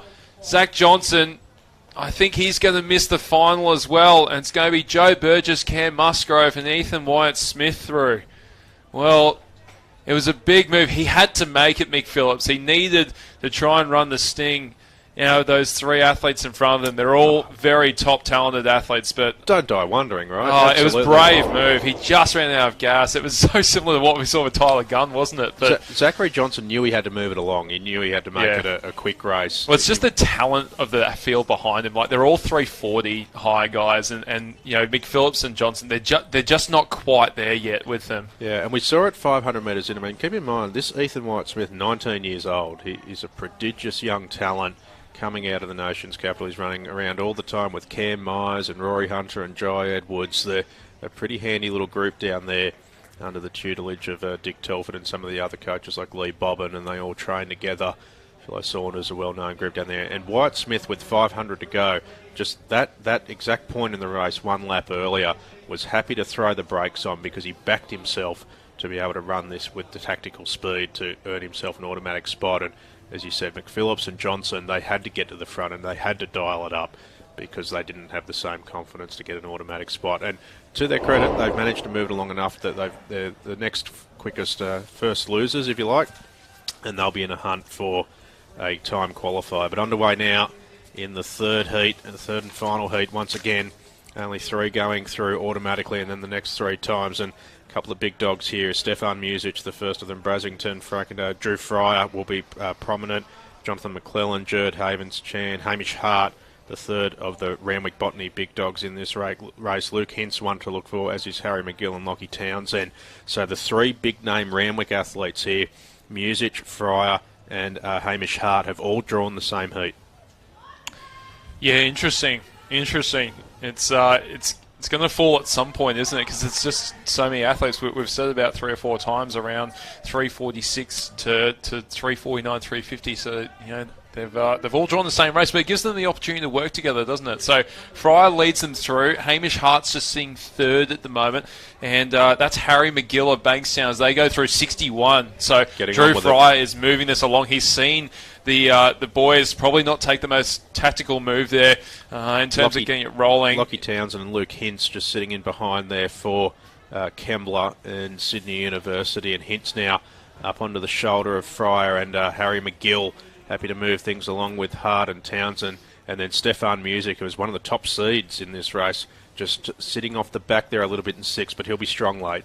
Yeah, I think Music is just understanding that this is pretty hot. 61 open up, and he does just naturally tack back on with no injection onto the back of Townsend. But Harry McGill thought, Drew Fryer, I'll match his 61 and I'll take the lead through the second 400. So this is moving along very nicely through the 700 and 147 as we see the rest of the field just collect 2 laps to go there.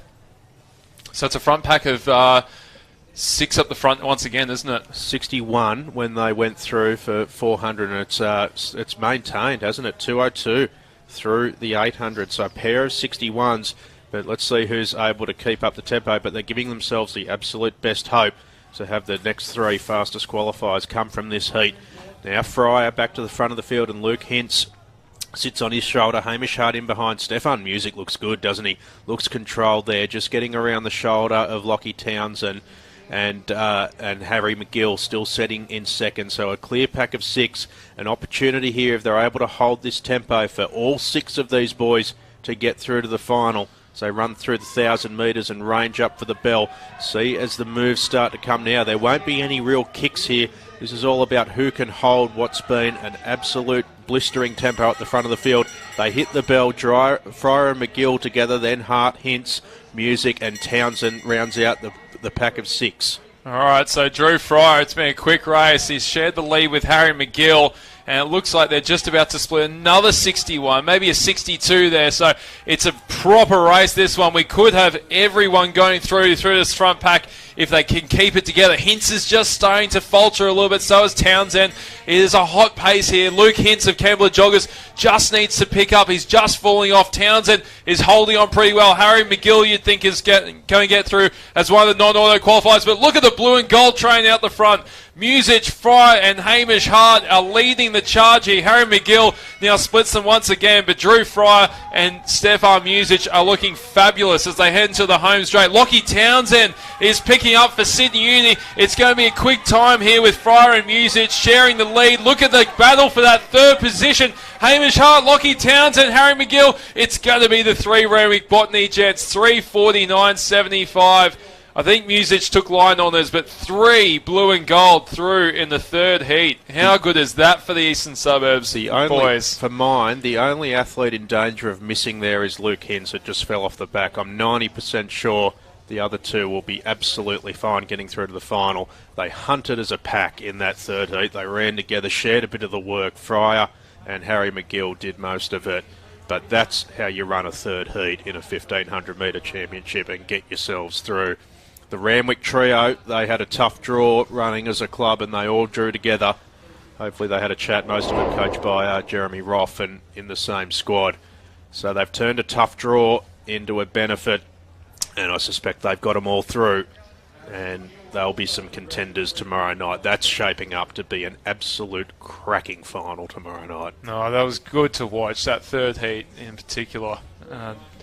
Music, Fryer and Hart, they're 3 big names on the New South Wales distance running circuit, and we got to see them all in the one heat. And like you said, Matt, they did work really well together. I was wondering, because I think they are from different squads, so it was interesting to see, same singlet, but slightly different squads and definitely different training techniques. So to see them all kind of work together and get the result that they wanted was just really good running. You see Townsend battling away there for the All Whites. Harry McGill ran a smart race, I thought, as well for Bankstown. He was really controlling the race with Fryer for about 3/4 of that run. Music did look good, though. You mentioned it, Matt. He was singing 5th or 6th, but just so confident. He just knew, I've got the fitness to take it up a notch when I needed to. Really enjoyable, those 1,500 metre heats, and a strong endorsement for having all the top seeded athletes in the state show up and give us some exciting semi-finals. Big fields in the men's 1,500. Disappointing we didn't get the same in the women's, but a sign of what happens if you get big fields together. Be a cracking final. Right at the moment, just thinking about it, that shapes up to be the race of the championship so far, that 1,500 final tomorrow night. I think the men's 100 will be pretty solid, the women's too, but I haven't seen some better heats tonight than that. And that'll be exciting to call tomorrow night. So back to the discus and the triple jump. If you're at home on the broadcast expecting to see these field events in full, I'm sorry, you're going to be disappointed. It's the nature of athletics, 4 things happening at once, and we'll bring as much of it as we can to you on the free broadcast, courtesy of Clutch TV and NSW. And that looked overs to me from up here, and the red flag straight up at the triple jump. So we're well into this these two field events now well into the 4th and even the 5th rounds, I suspect, Jimmy. Yes, I think we're probably close to 5 here, as we can just see in the circle. That's I believe that's Taryn Golszewski, the reigning national champion here for Queensland.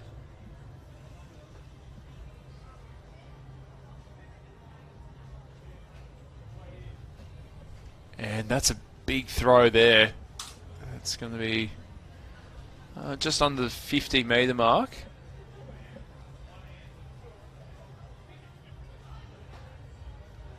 She walks out of the circle. Very hard to hold the discus there as Lani Withnell in the triple. Getting out there once again. You can see a lot of the girls holding the towels just to make sure they get as good a grip as possible. And just switching over, is that a 13.30 there? I'll have to just confirm that.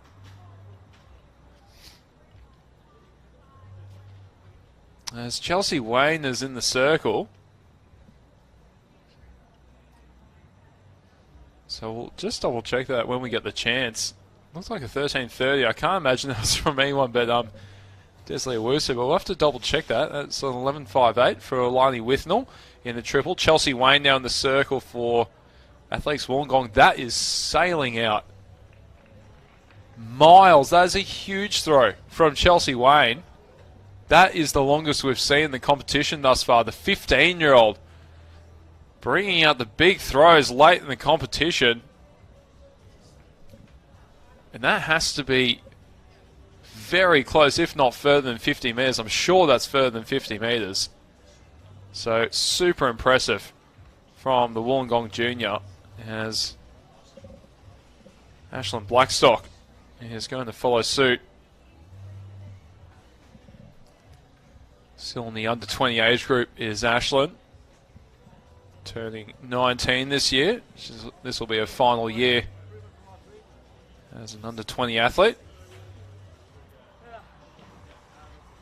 And that's a good throw by her as well. We're going big here in the latter stages of the women's discus. That's probably around the probably 47 mark. So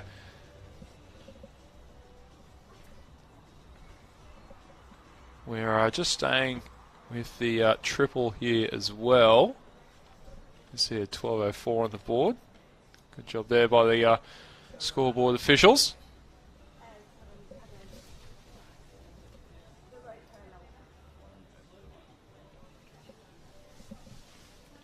And, sorry, this is Taryn Golszewski. Sorry, my apologies. I got that athlete wrong. I think that might have been Jade Lally, actually. So this is definitely Taryn Golszewski now in the circle, as that's Charlotte McGill for Sydney University in the triple. So Golszewski, this is the national champion here. I think I might have got it right the first time. Here we go.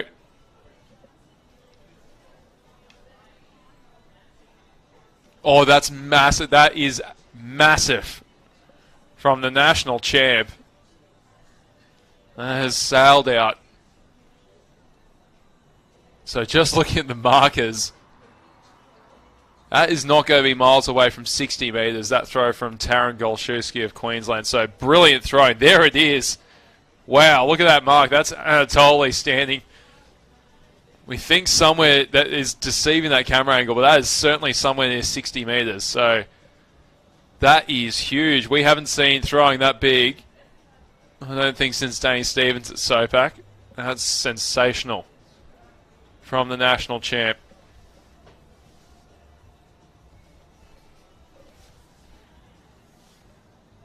As I think it was a 12.36 there for Charlotte McGill of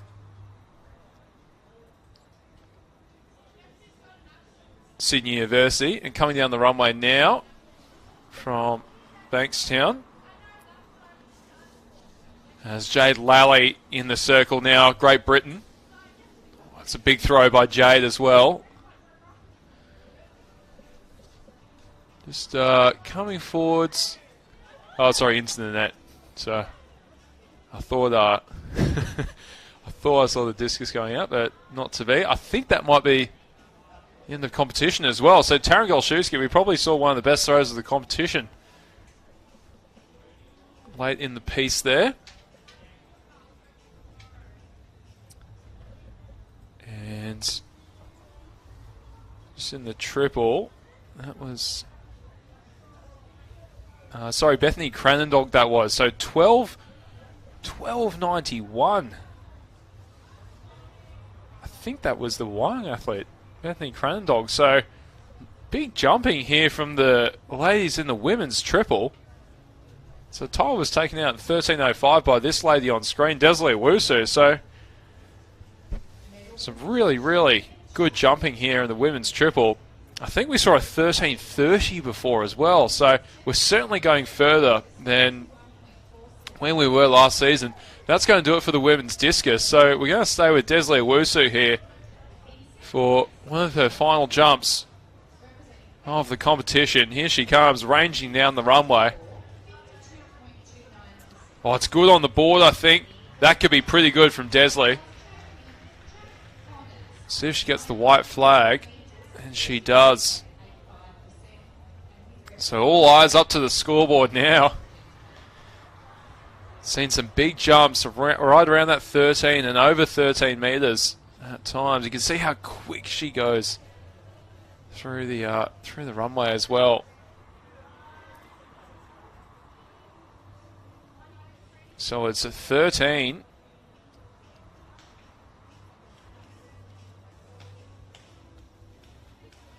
$13.18 for Desley Owusu. So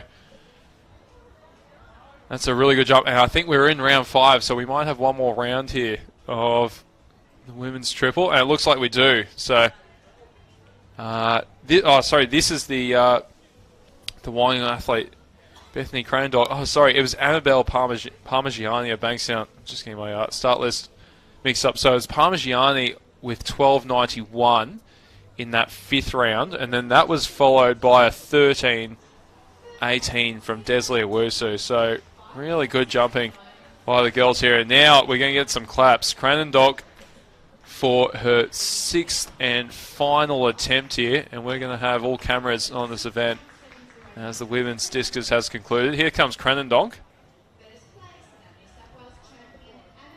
And fouling, unfortunately for her, so I think that will do her competition.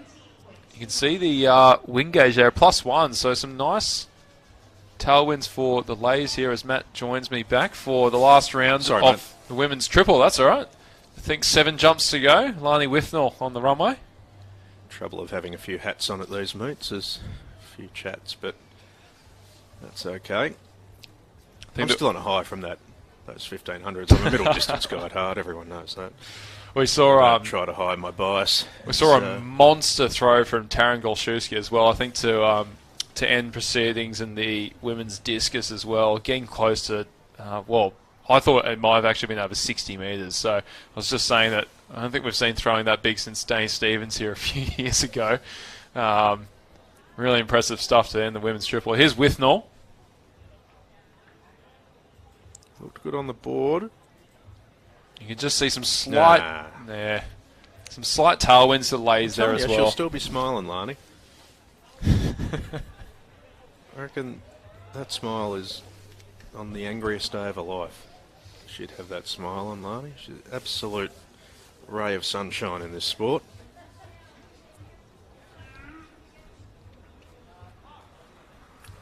So there's McGill. She's going to be 5th in the order. This is 6th in the order. Trinity athlete. And so we're done on the track, aren't we? With the women's 1500 going to the straight yes. So we're with our final. Free to focus on all the field. Final field event of the night, women's triple. So we've wrapped up at the discus as well, have we? So I've just missed. Yeah, correct. Yeah. So we picked up the last few throws. Chelsea Wayne, Jade Lally. So here's Delaney now of Trinity.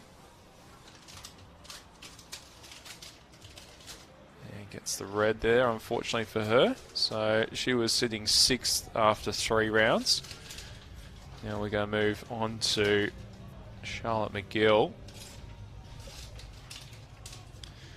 We saw a 13-18 from Desley Wusu in the last round, and I'm sure I saw a 13-30 on the board, so we're not miles away from her state record of 13-49 if she can pull out something special in the final round. Certainly not the perfect conditions to be jumping state records on a damn track, but she's put together a fine performance thus far. Here's her teammate, McGill of Sydney University. There she is, sitting 5th after 3 rounds.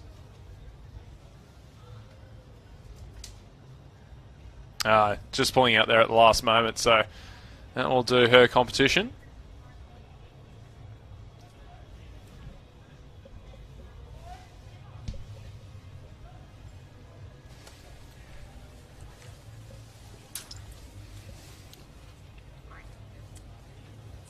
So not long to go now in the 6th round.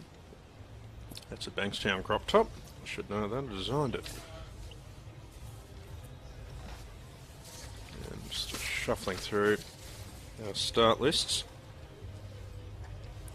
So Pamagani.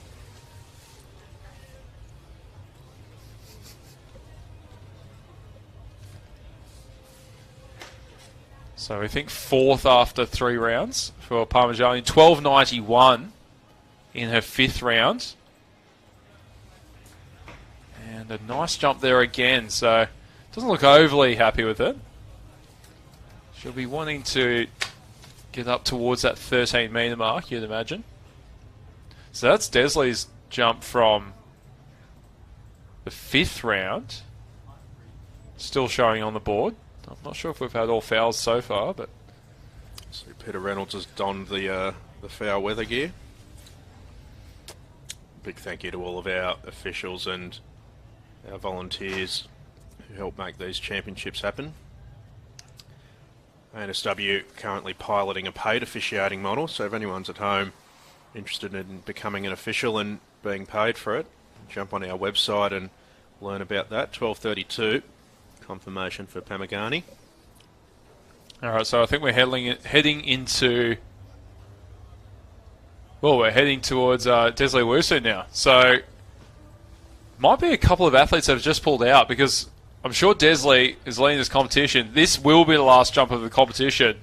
So the defending champ, 13-18 in round 5, is storming towards the board here. Oh, that looked like a foul, yep. She knew it. So Good that's enough. going to do it. Good enough to be the champ, though. So she defends her title. 13.05 to win the championship last year. Also, the New South Wales record holder at 13.49. So a class above Owusu for the All Whites of Sydney University, and that won't be the only New South Wales championship that they win this weekend. It's been a big night of competition here at Sydney Olympic Park Athletic Centre. We've had field events going all over the place and some particularly great heats in the 1500 metres. Go back and have a look at some of the highlights. We kick things off on the track with the heats of the 400 metre hurdles and some good signs of things to come tomorrow night on what will be a Super Saturday of competition here at Australia's premier athletics venue. The 4 hurdles, there was some good depth in that across the various heats.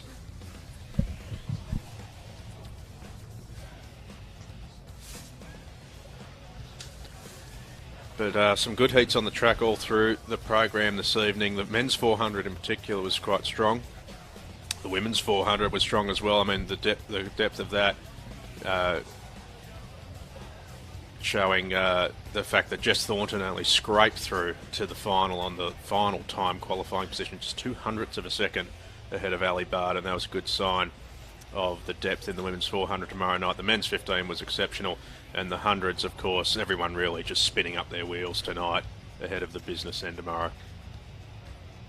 Yeah, I thought the 15s were definitely big. This is probably one of the runs of the night, though. Sarah Carley, superb 53.73. She sails through to the final. There was Jamie Smith. That was actually probably one of the other runs of the night, smashing his PB.